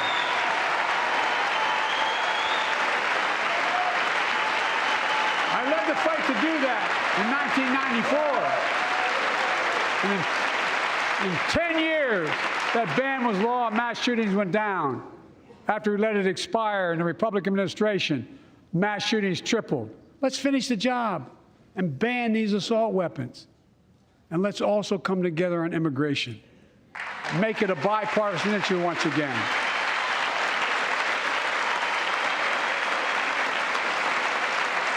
We know we now have a record number of personnel working to secure the border, arresting 8,000 human smugglers, seizing over 23,000 pounds of fentanyl in just the last several months. We've launched a new border plan last month. Unlawful migration from Cuba, Haiti, Nicaragua, and Venezuela has come down 97% as a consequence of that. But American border problems won't be fixed until Congress acts. If we don't pass my comprehensive immigration reform, at least pass my plan to provide the equipment and officers to secure the border.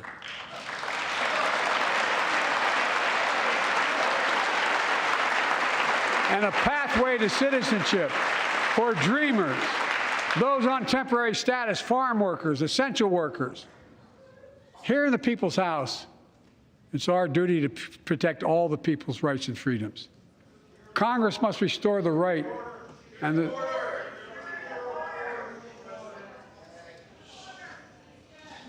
Congress must restore the right that was taken away in Roe v. Wade and protect Roe v. Wade.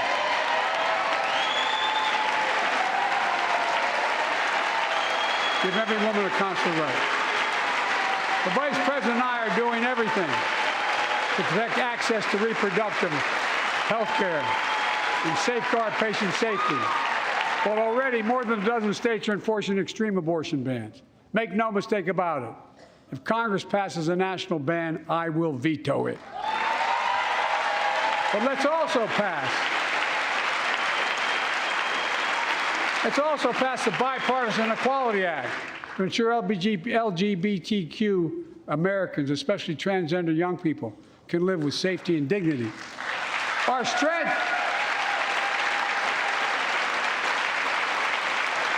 strength is not just the example of our power, but the power of our example.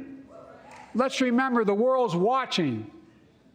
I spoke in this chamber 1 year ago, just days after Vladimir Putin unleashed his brutal attack against Ukraine. A murderous assault, evoking images of death and destruction Europe suffered in World War II. Putin's invasion has been a test for the ages, a test for America, a test for the world. Would we stand for the most basic of principles? Would we stand for sovereignty? Would we stand for the right of people to live free of tyranny? Would we stand for the defense of democracy? For such defense matters to us because it keeps peace and prevents open season on would-be aggressors and threatens our prosperity. 1 year later, we know the answer. Yes, we would, and we did. We did. And together, we did what America always does at our best. We led. We united NATO. We built a global coalition. We stood against Putin's aggression. We stood with the Ukrainian people. Tonight, we're once again joined by Ukrainian's ambassador to the United States.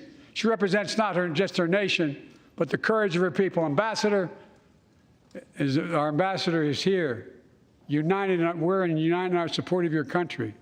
Will you stand so we can all take a look at you? Thank you.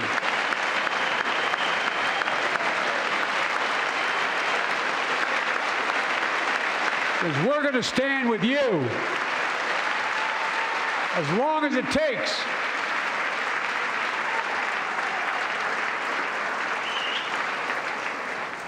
Our nation is working for more freedom, more dignity, more peace, not just in Europe, but everywhere.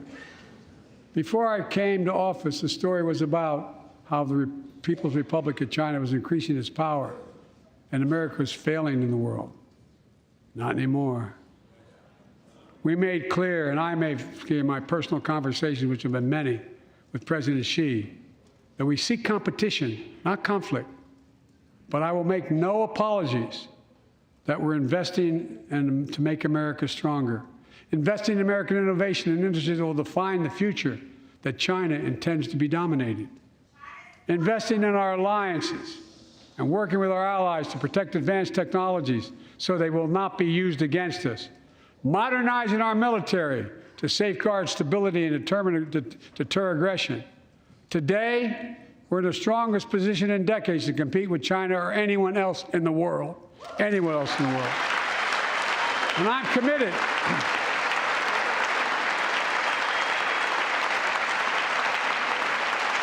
I'm committed to work with China where we can advance American interests and benefit the world. But make no mistake about it.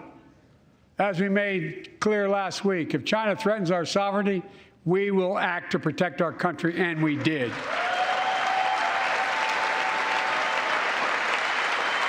Look, let's be clear. Winning the competition should unite all of us. We face serious challenges across the world. But in the past 2 years, democracies have become stronger, not weaker. Autocracy has grown weaker, not stronger. Name me a world leader who changed places with Xi Jinping. Name me one. Name me one. America's rallying the world to meet those challenges, from climate to global health, to food insecurity, to terrorism, to territorial aggression. Allies are stepping up, spending more, and doing more. Look,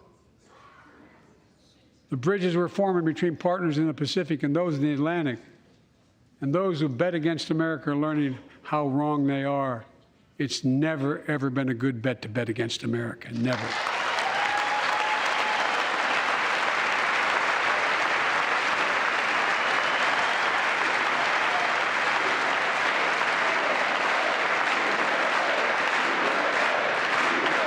Well,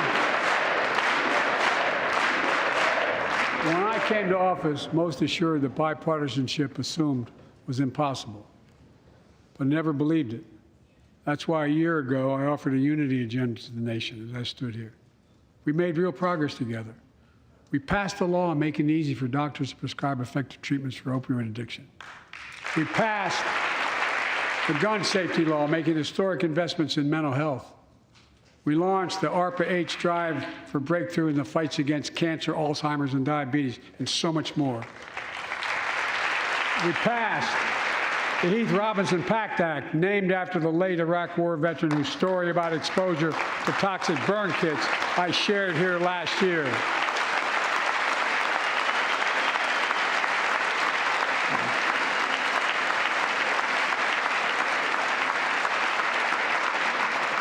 I understand something about those burn pits, but there's so much more to do.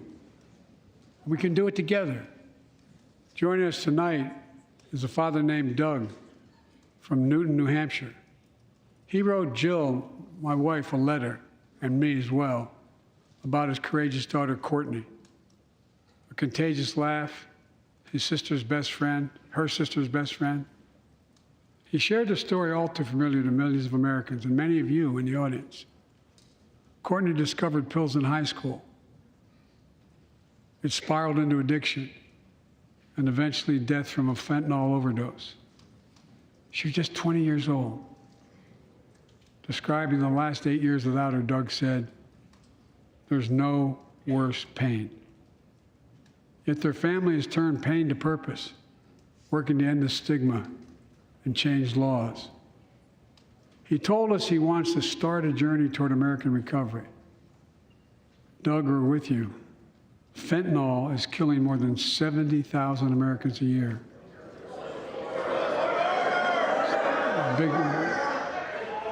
You got it.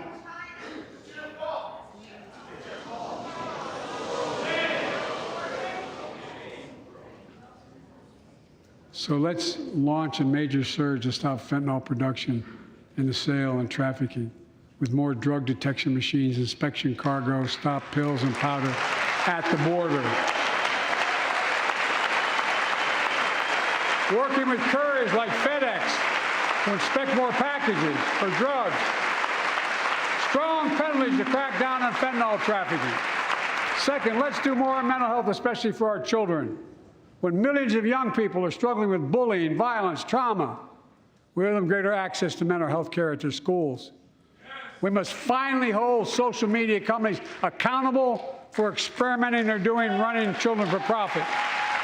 It's time to pass bipartisan legislation to stop big tech from collecting personal data on our kids and teenagers online, ban targeted advertising to children, and impose stricter limits on the personal data that companies collect on all of us. Third, let's do more to keep this nation's one truly sacred obligation, to equip those we send into harm's way and care for them and their families when they come home. Job training, job placement for veterans and their spouses as they come to return to civilian life. Helping veterans afford the rent, because no one should be homeless in America, especially someone who served the country.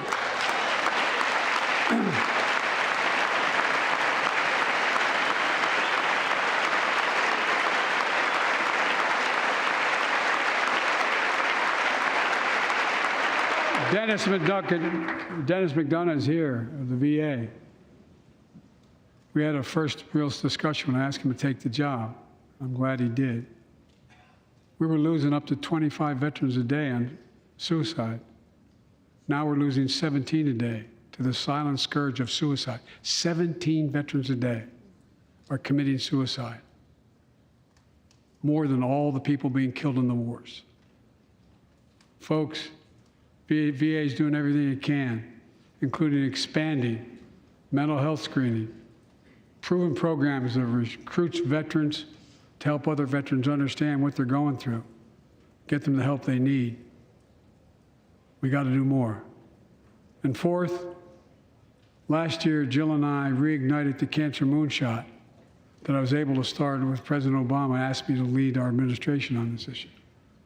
Our goal is to cut the cancer death rates at least by 50% in the next 25 years.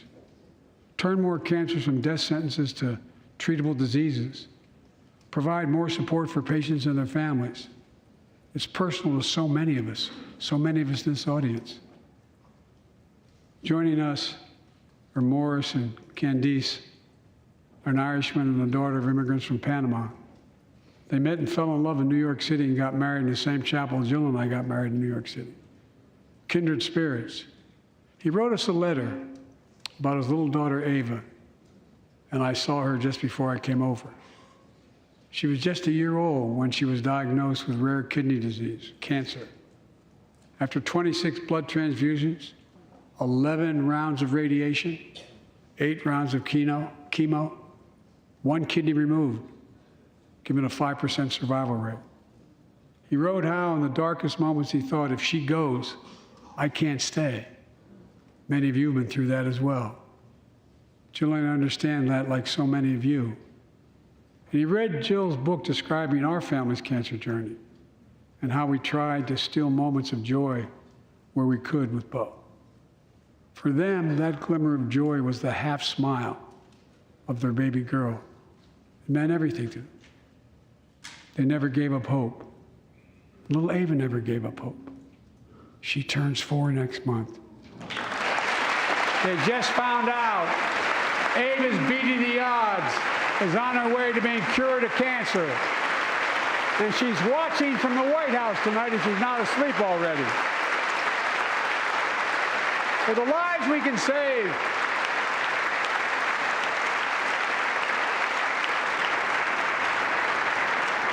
and the lives we've lost, let this be a truly American moment that rallies the country and the world together and proves that we can still do big things. 20 years ago, under the leadership of President Bush and countless advocates and champions, he undertook a bipartisan effort through PEPFAR to transform the global fight against HIV/AIDS. It's been a huge success. He thought big. He thought large. He moved. I believe we can do the same thing with cancer.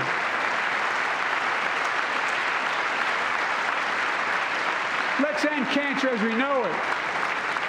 Cure some cancers once and for all. Folks, there's one reason why we've been able to do all of these things. Our democracy itself. It's the most fundamental thing of all.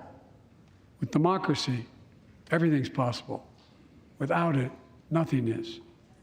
For the last few years, our democracy has been threatened and attacked, put at risk, put to the test, in this very room on January the 6th.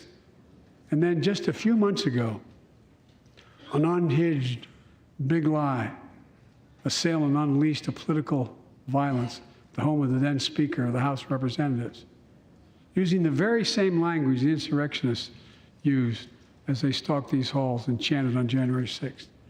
Here tonight in this chamber is a man who bears the scars of that brutal attack, but is as tough and as strong and as resilient as they get. My friend Paul Pelosi. Paul, stand up.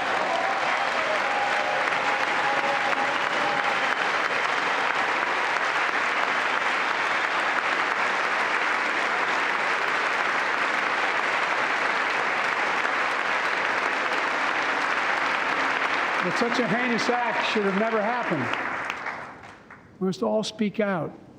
There's no place for political violence in America. We have to protect the right to vote, not suppress the fundamental right. Honor the results of our elections, not subvert the will of the people. We have to uphold the rule of law and restore trust in our institutions of democracy. And we must give hate and extremism in any form no safe harbor.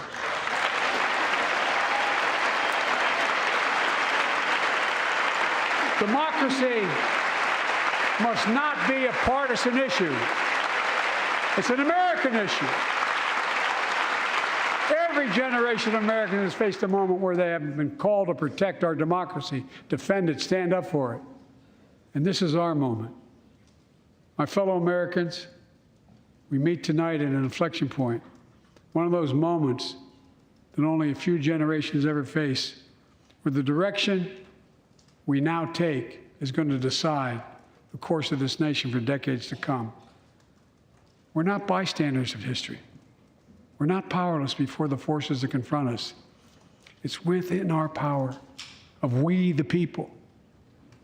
We're facing the test of our time. We have to be the nation we've always been at our best, optimistic, hopeful, forward-looking. A nation that embraces light over dark, hope over fear, unity over division, stability over chaos. We have to see each other not as enemies, but as fellow Americans. We're good people. The only nation in the world built on an idea, the only one.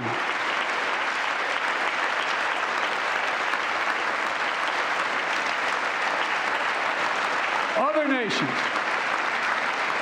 are defined by geography, ethnicity, but we're the only nation based on an idea that all of us, every one of us, is created equal in the image of God. A nation that stands as a beacon to the world. A nation in a new age of possibilities. So I've come to fulfill my constitutional obligation to report in the State of the Union. And here's my report. Because the soul of this nation is strong, because the backbone of this nation is strong, because the people of this nation are strong, the State of the Union is strong.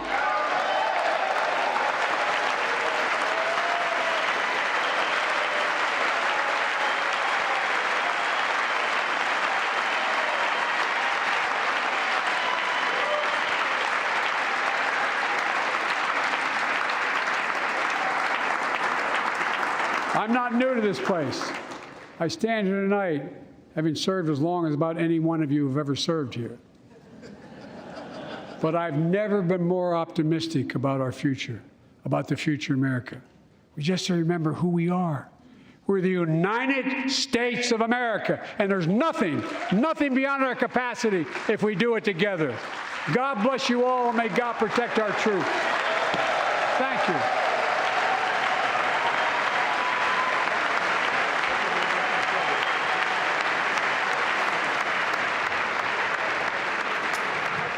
Well, there you have it. The President of the United States delivering his second State of the Union, but his first to a divided Congress with Republicans now in control of the House, promising unity, exhorting Republicans to try and work with him on a number of different issues to, in his words, finish the job of repairing America's unsettled economy and working towards a better democracy. John Dickerson, it was also a blueprint for a future run for president. It sure was, and setting up also the terms of the first big clash with Republicans over spending cuts and the debt ceiling, talking at length about tax increases on the wealthy as a way of raising revenue in this coming fight, which will be the first defining fight of this new relationship. And obviously, there will be lots of investigations, but really trying to box Republicans in on that. And then, of course, on a whole host of other proposals as well that he's putting forward that he says will reduce the deficit. This was the president's longest address so far to Congress. 1 hour, 12 minutes, 40 seconds, one of the longer speeches by President Biden, who has been known to be loquacious throughout his career. But one of the other things I think we should note tonight, too, Nancy Cordes, is the reaction from Republicans tonight. Speaker Kevin McCarthy is trying to present a new image, standing on many occasions, but there were a lot of disruptions from the crowd. Nora, we've seen Republican hecklers at States of the Union before, but this time the speech almost turned into a call and response at some point. And at least 4 times the House Speaker had to visibly shush members of his party because they were shouting out at the President of the United States. They called him a liar. They accused him of causing the fentanyl crisis, and on as we went through various issues. So definitely was not what the House Speaker was seeking this evening. But I would note that, we kind of got a precursor to that with that Speaker election just a couple weeks ago, where we saw at one point a lawmaker almost lunge at another because things were so tense and heated. So I kind of feel like people got to witness what I got to see just a couple of weeks ago. I want to bring in Scott McFarlane. He is inside the House chamber. What was the reaction there when, for instance, we heard Marjorie Taylor Greene shouting at the president, calling him a liar?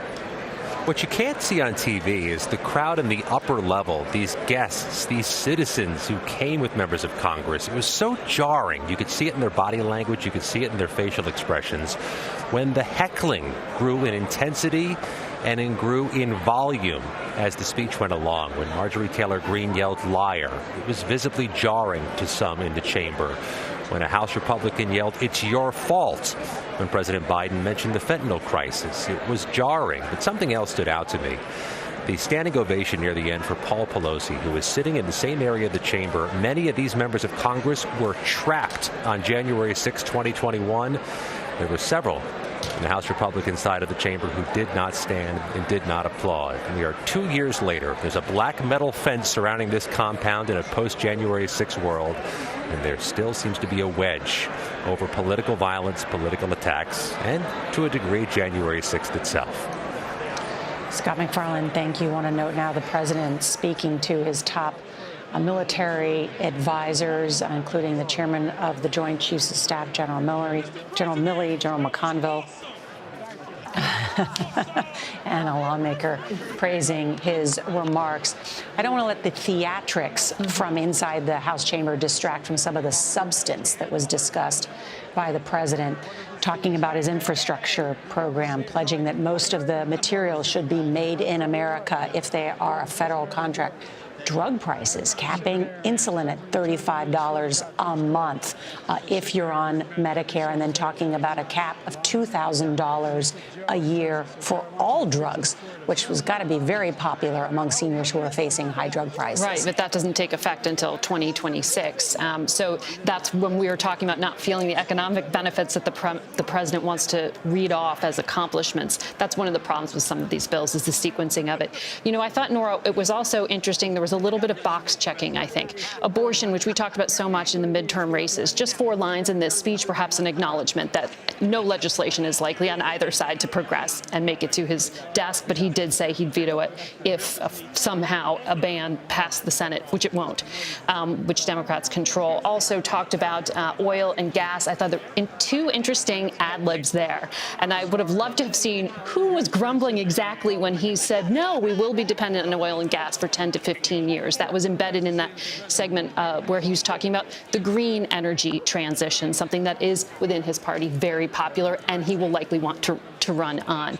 There were a number of things. Also an ad lib in the section on China that was so interesting, where it's supposed to be lowering the temperature, but he said a few times, name me one leader who would want to change places with Xi Jinping. That may be received as a bit of an insult in Beijing. I mean, this was no doubt embarrassing for the Chinese to know that their spy balloon had been uncovered and then shot down. But then the president seemed to really try and stick it to Xi tonight publicly. Be curious to see how that goes over, as you point out. Robert Costa, what stood out to you in the president's remarks tonight?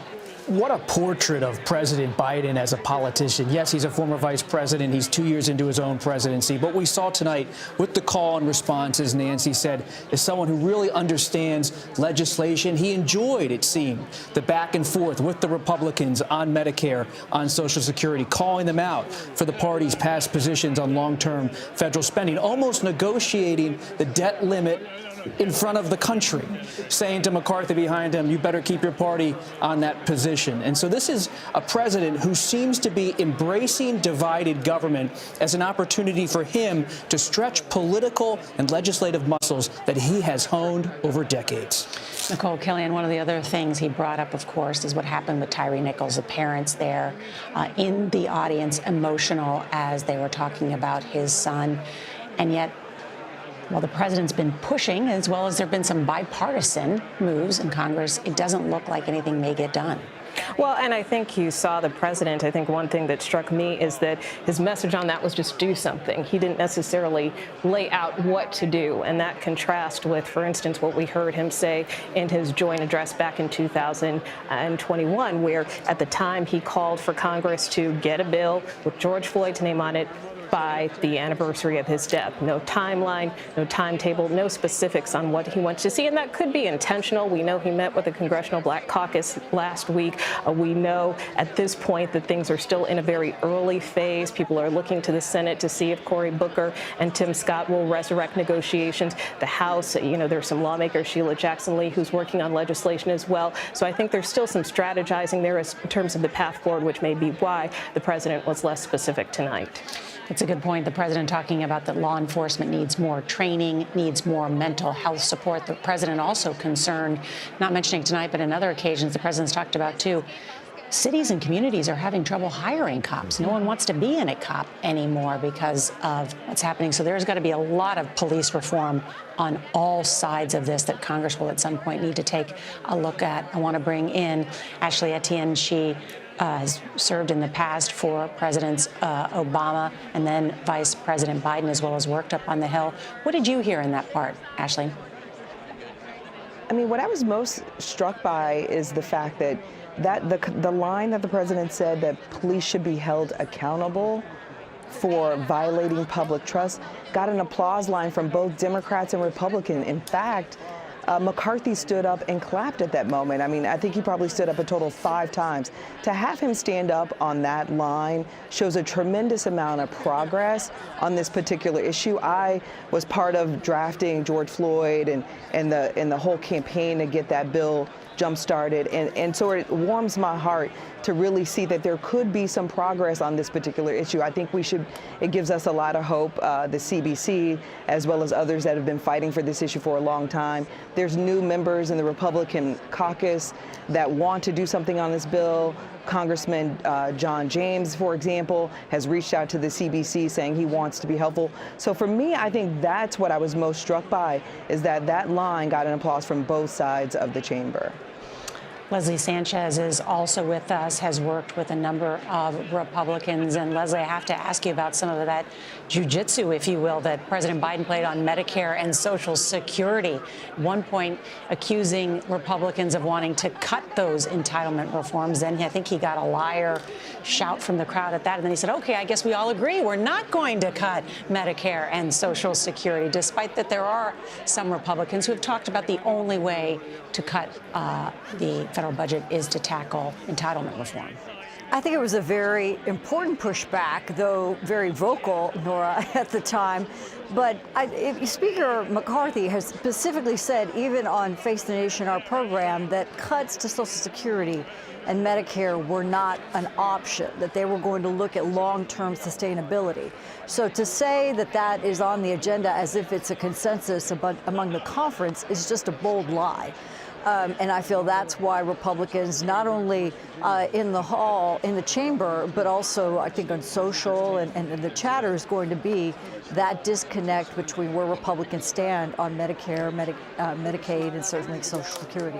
But if you talk to Paul Ryan, if you talk to Senator Rick Scott, if you actually look at the pie of the federal budget, they'll say there is no other way to do it than to actually tackle entitlement This reform. position the Republicans are now taking on Medicare and Social Security is such a testament to the influence of former President Donald Trump, who ran against the Ryan, Romney, Rick Scott version of the Republican Party, at least on federal spending. And it's indicative of his influence, even though his run hasn't exactly caught fire so far for 2024. Who's giving the response tonight? His former White House press secretary. Let's bring in our senior White House correspondent, Ed O'Keefe, on this matter, too, because I know you took notice about that particular discussion on those entitlement reforms. That was one of the most fascinating exchanges, partly because it was unscripted, but also because it was an acknowledgement by Republicans that, no, they're not going to do that. And they're not going to do that after suffering for suggesting for doing so for the last 20 years or so. As you said, Paul Ryan, John Boehner, other Republicans who had put that on the table had said it needed to be done, now admitting it can't. Well, if it can't, then what more are they going to potentially negotiate over? The Speaker continues to say there needs to be cuts in wasteful spending, but it won't be in the defense budget necessarily. It won't come from Social Security and Medicare. It leaves a very small percentage of the federal budget left to be debated over. And watch the president bring this up again potentially tomorrow when he goes to Wisconsin to talk about workers' issues broadly, and then Thursday when he goes to Tampa, Florida, with a specific focus on the future of Social Security and Medicare. Does he bring it up again, or does he try to suggest that what happened tonight signals it won't be touched, and instead the system can be strengthened and the debate over raising the debt limit can be found elsewhere? But a really fascinating exchange, amid what you guys have already pointed out was a pretty raucous night. I cannot recall a House Speaker sitting there at the dais before trying to shush members of his caucus and trying to get them to be respectful. Calls had gone out throughout the day here. Remember, the eyes of the world are on you guys now. We are in charge of this chamber. We have to demonstrate some sense of leadership and decorum. That did not happen tonight repeatedly on the issue of Social Security and Medicare, the debate over China, and how to fight fentanyl. But the president was, to be fair, oversimplifying that. It's not a cut or don't cut, right? There are parts of these trust funds that run out in 2023 and 2028. These are layered deadlines. This is going to be complicated. As you just referenced, entitlement reform at some point does need to be discussed. So when he said extend it for 2 decades, the Medicare trust fund, we're going to be hearing more about this, I feel, in the months to come. And part of the debate is not cut it for those receiving it now, but adjust it for those receiving it in the future. In other words, people at this table who might be recipients in the future. Right, it's not going to look like it does now. Usually, I mean, certainly George W. Bush tried to do it with private accounts and Social Security. You know, once you talk about long-term sustainability, pretty soon the conversation gets back to you're making a cut. And as Bob said, it's an amazing thing to see the Republican Party saying, no. It used to be a sign of how bold you were, that you could come up with a plan for taking care of Medicare and Social Security, and that was your proof that you were a real Republican. Now, the proof is that you don't want to mess with either of those two things. It's an extraordinary change in the Republican Party that we've covered.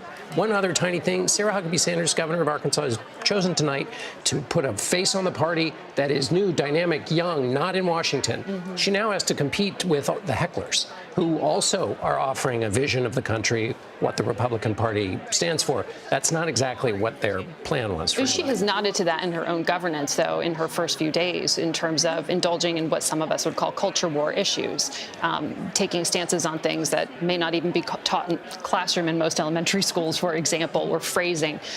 So she has dabbled in that a bit herself. I don't know that we'll hear about that tonight, but it is such an interesting choice. She is the youngest governor, the first female governor of that state, and to have her be the choice of change at a time when so many people remember her as the spokesperson for the Trump administration. But she's competing against Congresswoman Marjorie Taylor Greene tonight for attention.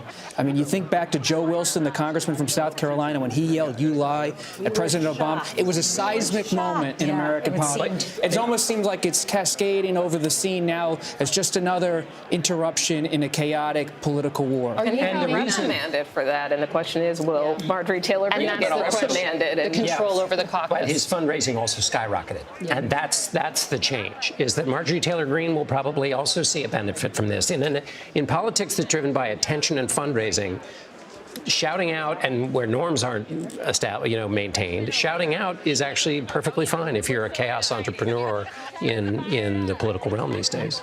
Nora, I want to point out there was a big question going into the speech whether the president was going to reference the balloon shoot down that had the nation transfixed over the weekend, and if so, how. It turns out he did mention it, but only obliquely in one line in the speech. He said, as we made clear last week, if China threatens our sovereignty, we will act to protect our country.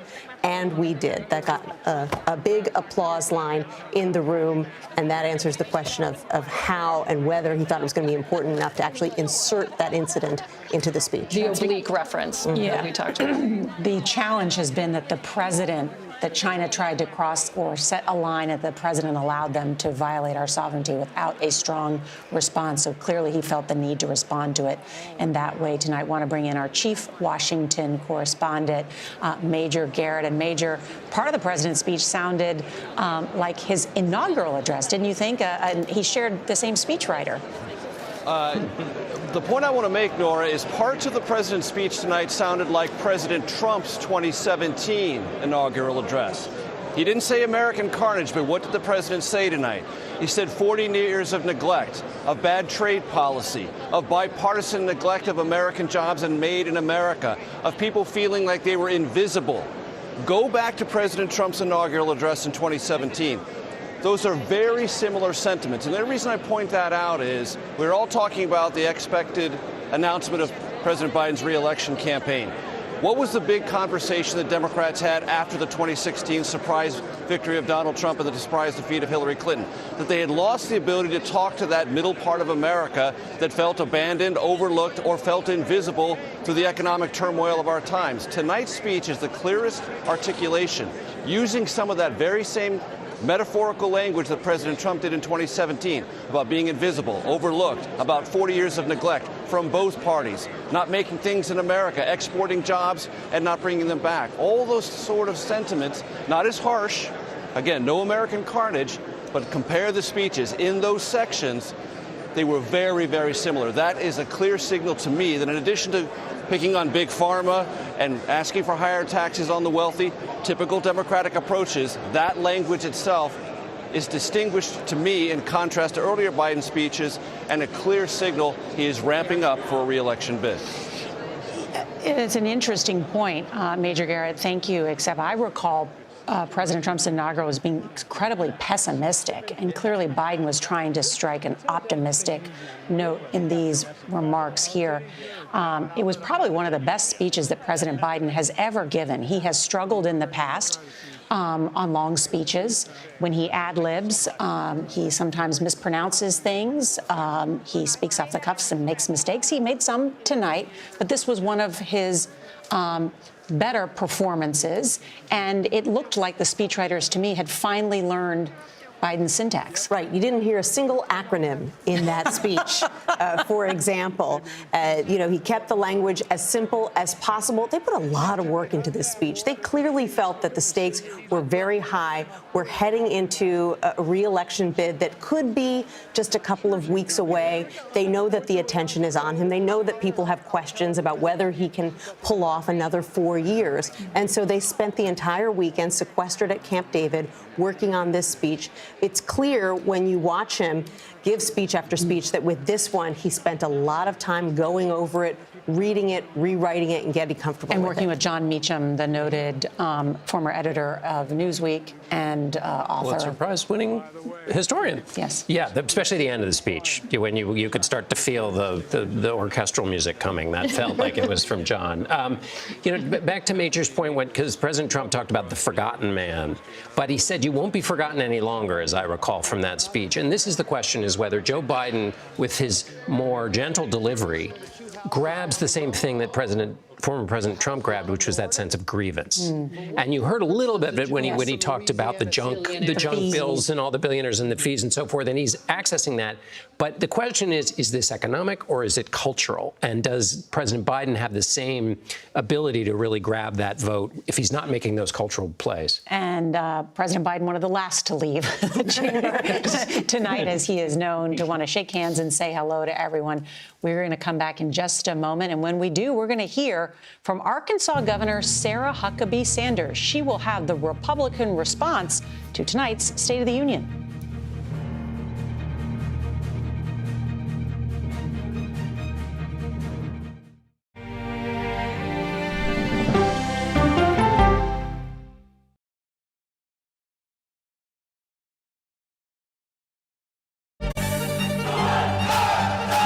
Original documentary from CBS reports tensions rising between a powerful country and a vital island. The supply of this technology came grinding to a halt. The world would grind to a halt. Absolutely. As Taiwan faces threats and aggression, Taiwan is on the front line, and we understand our responsibility as a democracy.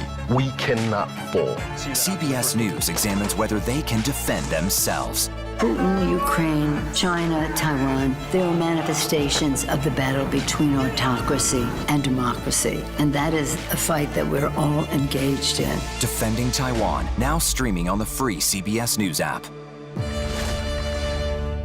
When weather turns extreme. States from the plains to the northeast are bracing for more than 2 feet of heavy snow. Every second counts. This is a monster winter storm. CBS News and the Weather Channel bring you virtual weather technology so advanced, so real. There's a wrinkle in the forecast, the accumulating ice. You'll have time to get prepared. Take precautions before you head out. Feel the forecast on the CBS Evening News with Norah O'Donnell. Stories that inform. You can be really old at 60, and you can be really young at 85. Inspire. How do we unlock the power within ourselves to be who we want to be? And brighten your day. The best part of fame is making people feel good. Always send the people home happy. Make every day a little more like Sunday morning. Here comes the sun. Stream now on the free CBS News app. An original documentary from CBS reports. The carnage in our nation's schools has become painfully repetitive. Not one more child! School shootings have parents fighting mad. I promised my daughter I was going to fight. It's going to keep on happening. And teachers taking lessons in how to fight back. This is an exercise. We approach it as it's you or them. It shouldn't have to be your teacher's job to protect your life. But will the battle over gun control, people are afraid that they're going to lose their gun rights altogether, be the hardest lesson of all? The exercise, you're having to shoot at an adult. Are you prepared to have to kill one of your students? Guns in the Classroom, now streaming on the free CBS News app. When weather turns extreme, CBS News and the Weather Channel bring you virtual weather technology so advanced, so real, you'll have time to get prepared. Feel the forecast. Weather when it matters most on CBS Mornings.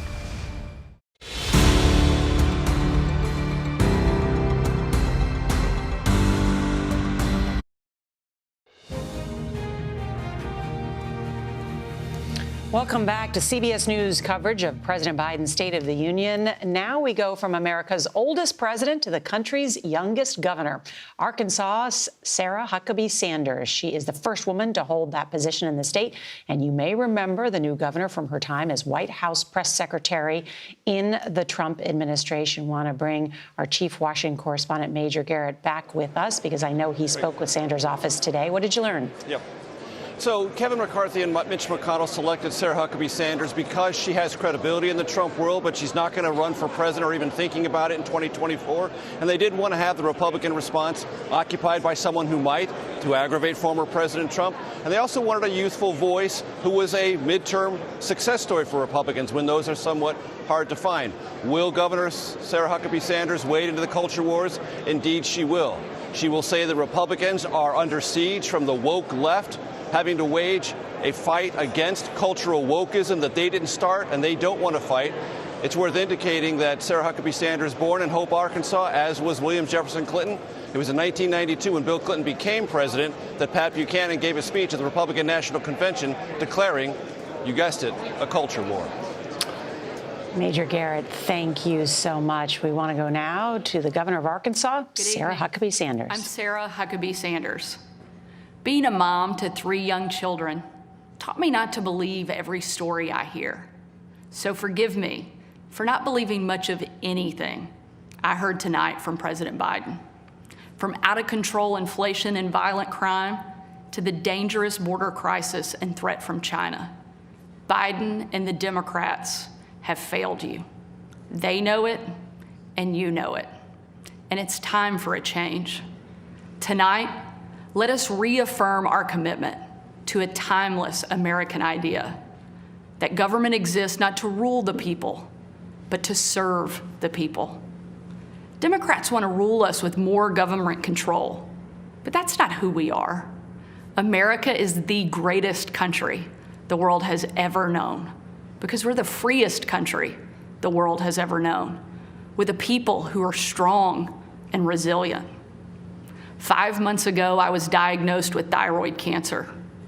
It was a hard time for our family, particularly our kids, Scarlett, Huck, and George. But we kept our faith and persevered.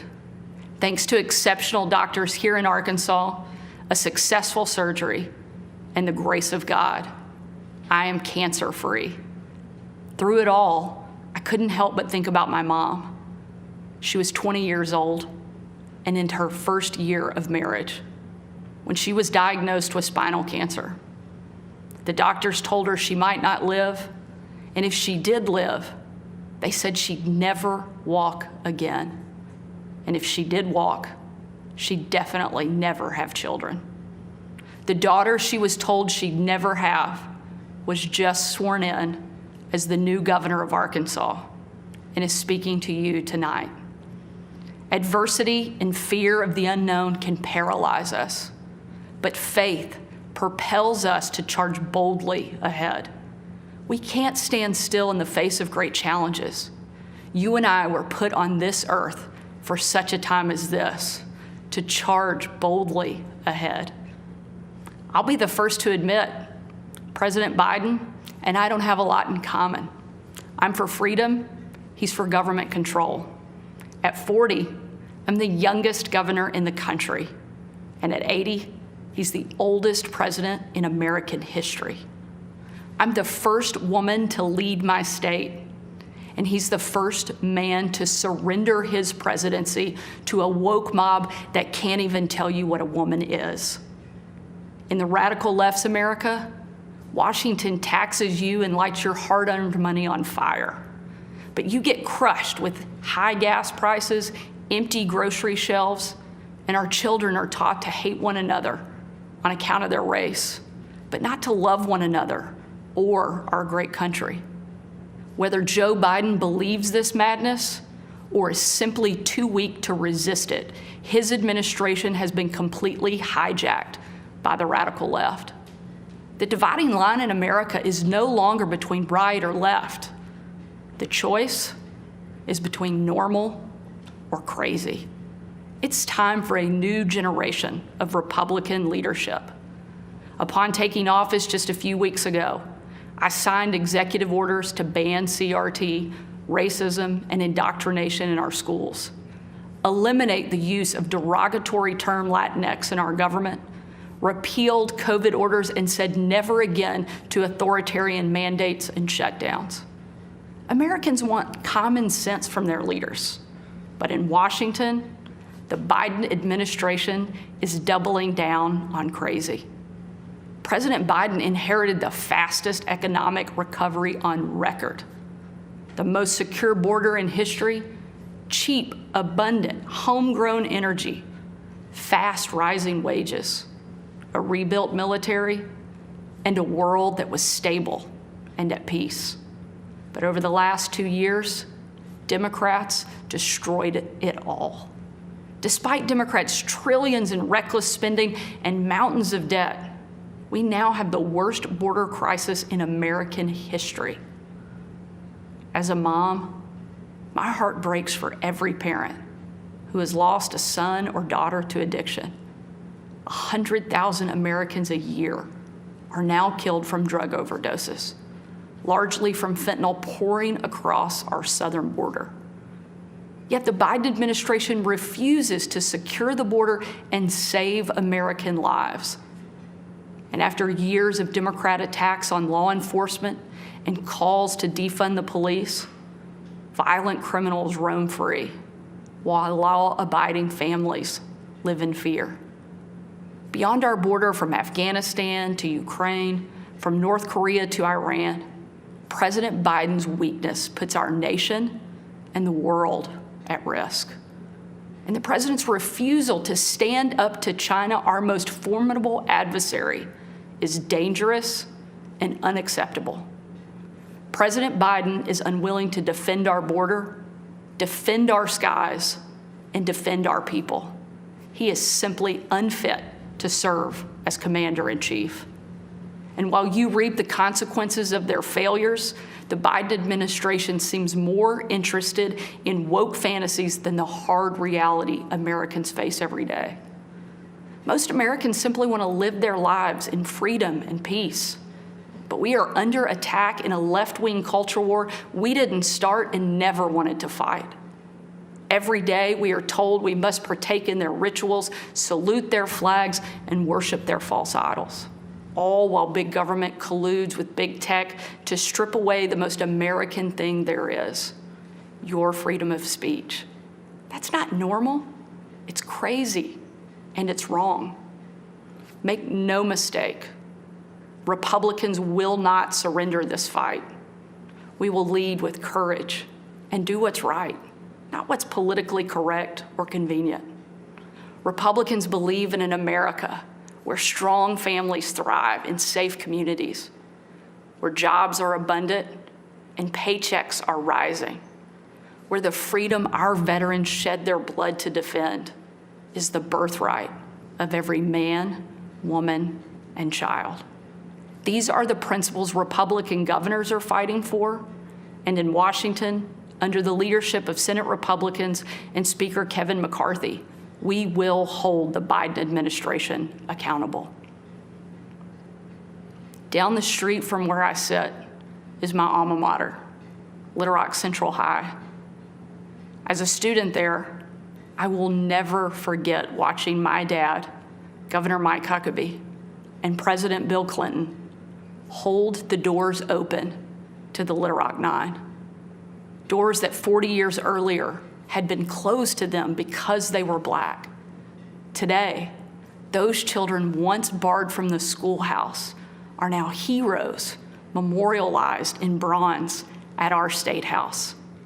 I'm proud of the progress our country has made, and I believe giving every child access to a quality education, regardless of their race or income, is the civil rights issue of our day. Tomorrow, I will unveil an education package that will be the most far-reaching, bold, conservative education reform in the country. My plan empowers parents with real choices, improves literacy and career readiness, and helps put a good teacher in every classroom by increasing their starting salary from one of the lowest to one of the highest in the nation. Here in Arkansas and across America, Republicans are working to end the policy of trapping kids in failing schools and sentencing them to a lifetime of poverty. We will educate, not indoctrinate our kids, and put students on a path to success. It's time for a new generation to lead. This is our moment. This is our opportunity. A new generation born in the waning decades of the last century, shaped by economic booms and stock market busts, forged by the triumph of the Cold War and the tragedy of 9/11. A generation brimming with passion and new ideas to solve age-old problems. A generation moored to our deepest values and oldest traditions, yet unafraid to challenge the present order and find a better way forward. If we seize this moment together, America can once again be the land of the free and the home of the brave. During my 2.5 years at the White House, I traveled on every foreign trip with the president. A trip I will never forget was on December 25th of 2018. My husband Brian and I had just cleaned up wrapping paper that was shoved into every corner of our house, thanks to our 3 kids. When I had to walk out on my own family's Christmas, unable to tell them where I was going that night, because the place I'd be traveling was so dangerous, they didn't want anybody to know that the president was going to be on the ground, even for a few hours. We boarded Air Force One in complete and total darkness. There were no lights on the plane, no lights on the runway. Our phones and computers shut down and turned in. We were going completely off the grid. Nearly 12 hours later, in the pitch black of night, we landed in the war-torn part of Western Iraq. It was again a similar scene. No lights on the plane, no lights on the runway. The only thing you could see was coming from about a mile away in a dining hall where hundreds of troops who were in the fight against ISIS had gathered expecting to celebrate Christmas with senior military leadership from around the region. They had absolutely no idea that the president and first lady were about to walk into that room. And when they did, it was a sight and a scene and a sound I hope I never forget. The room erupted. Men and women from every race, religion, and region, every political party, every demographic you can imagine, started chanting in perfect unison over and over and over again, USA, USA, USA. It was an absolutely perfect picture of what makes our country great. One of the young soldiers yelled from the back, "Mr. President, I re-enlisted in the military because of you." And the president said, "And son, I'm here because of you." Shortly after, that young soldier came up to me. He said, "Sarah, you have a tough job." I told him, "What I do is nothing. You take bombs and bullets. That's a tough job." And in a moment that I know I'll cherish for the rest of my life, that soldier reached up and he pulled the Brave Rifles patch he wore on his shoulder, and he placed it into my hand, a sign of ultimate respect. And he said, "Sarah, we are in this together."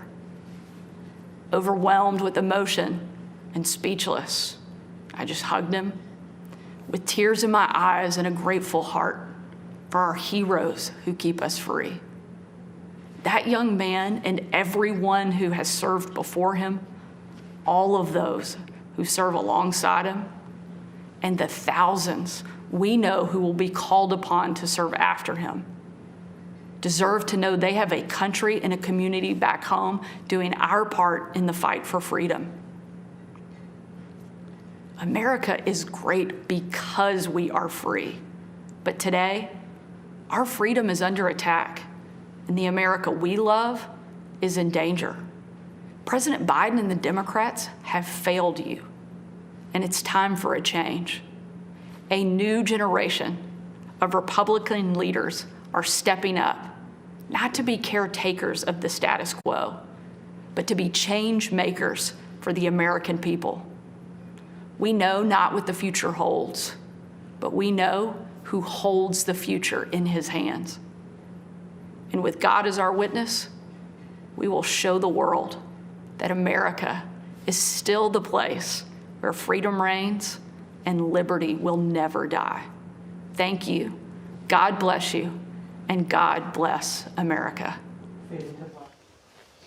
And there, Governor Huckabee Sanders there delivering a strong message representing the Republican side, claiming that President Biden is unfit to serve as commander-in-chief and using the word crazy 3 times to describe his policies. Nancy Cordes. Tough case to make after you just saw members of her own party there in the House chamber heckling the President of the United States, but she went right after President Biden. This was not a speech that was designed to attract the middle. This was squarely designed at the base of her own party. She said he was weak. She said he was unfit to be president. You mentioned she called them crazy. Said they had surrendered to the woke mob, said that more than once. Clearly, this was the red meat that her party was looking for. Response speeches are not policy heavy, and this was in that tradition. I think the only real policy was school choice, which would make a really interesting case to make if you were trying to say, this is how I'm characterizing the administration, and here are policies that are better than that. That wasn't done.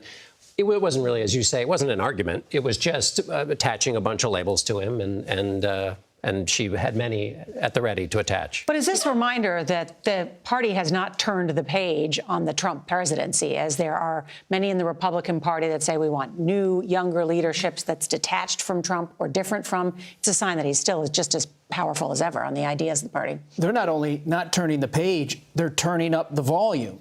Her speech tonight was an introduction to her as a political figure for a national audience. It was also an echo of what we've been hearing from so many Republicans across the country, especially the Florida governor, Ron DeSantis, a possible 2024 foil for President Biden. Well, it emphasized that the sense of grievance has not gone away.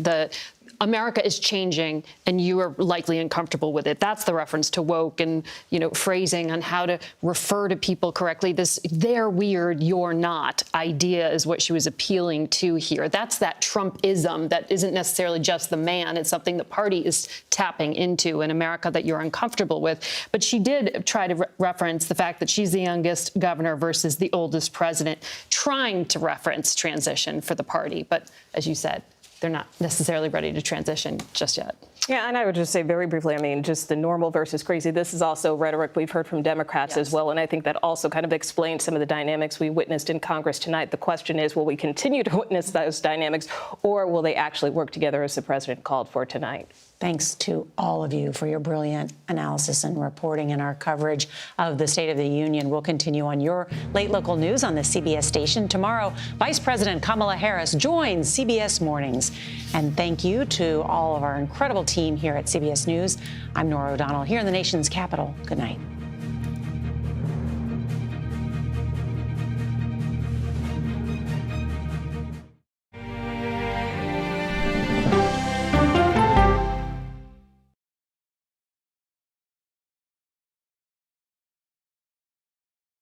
An original CBS Reports documentary. I asked my students, what are we going to do about racism?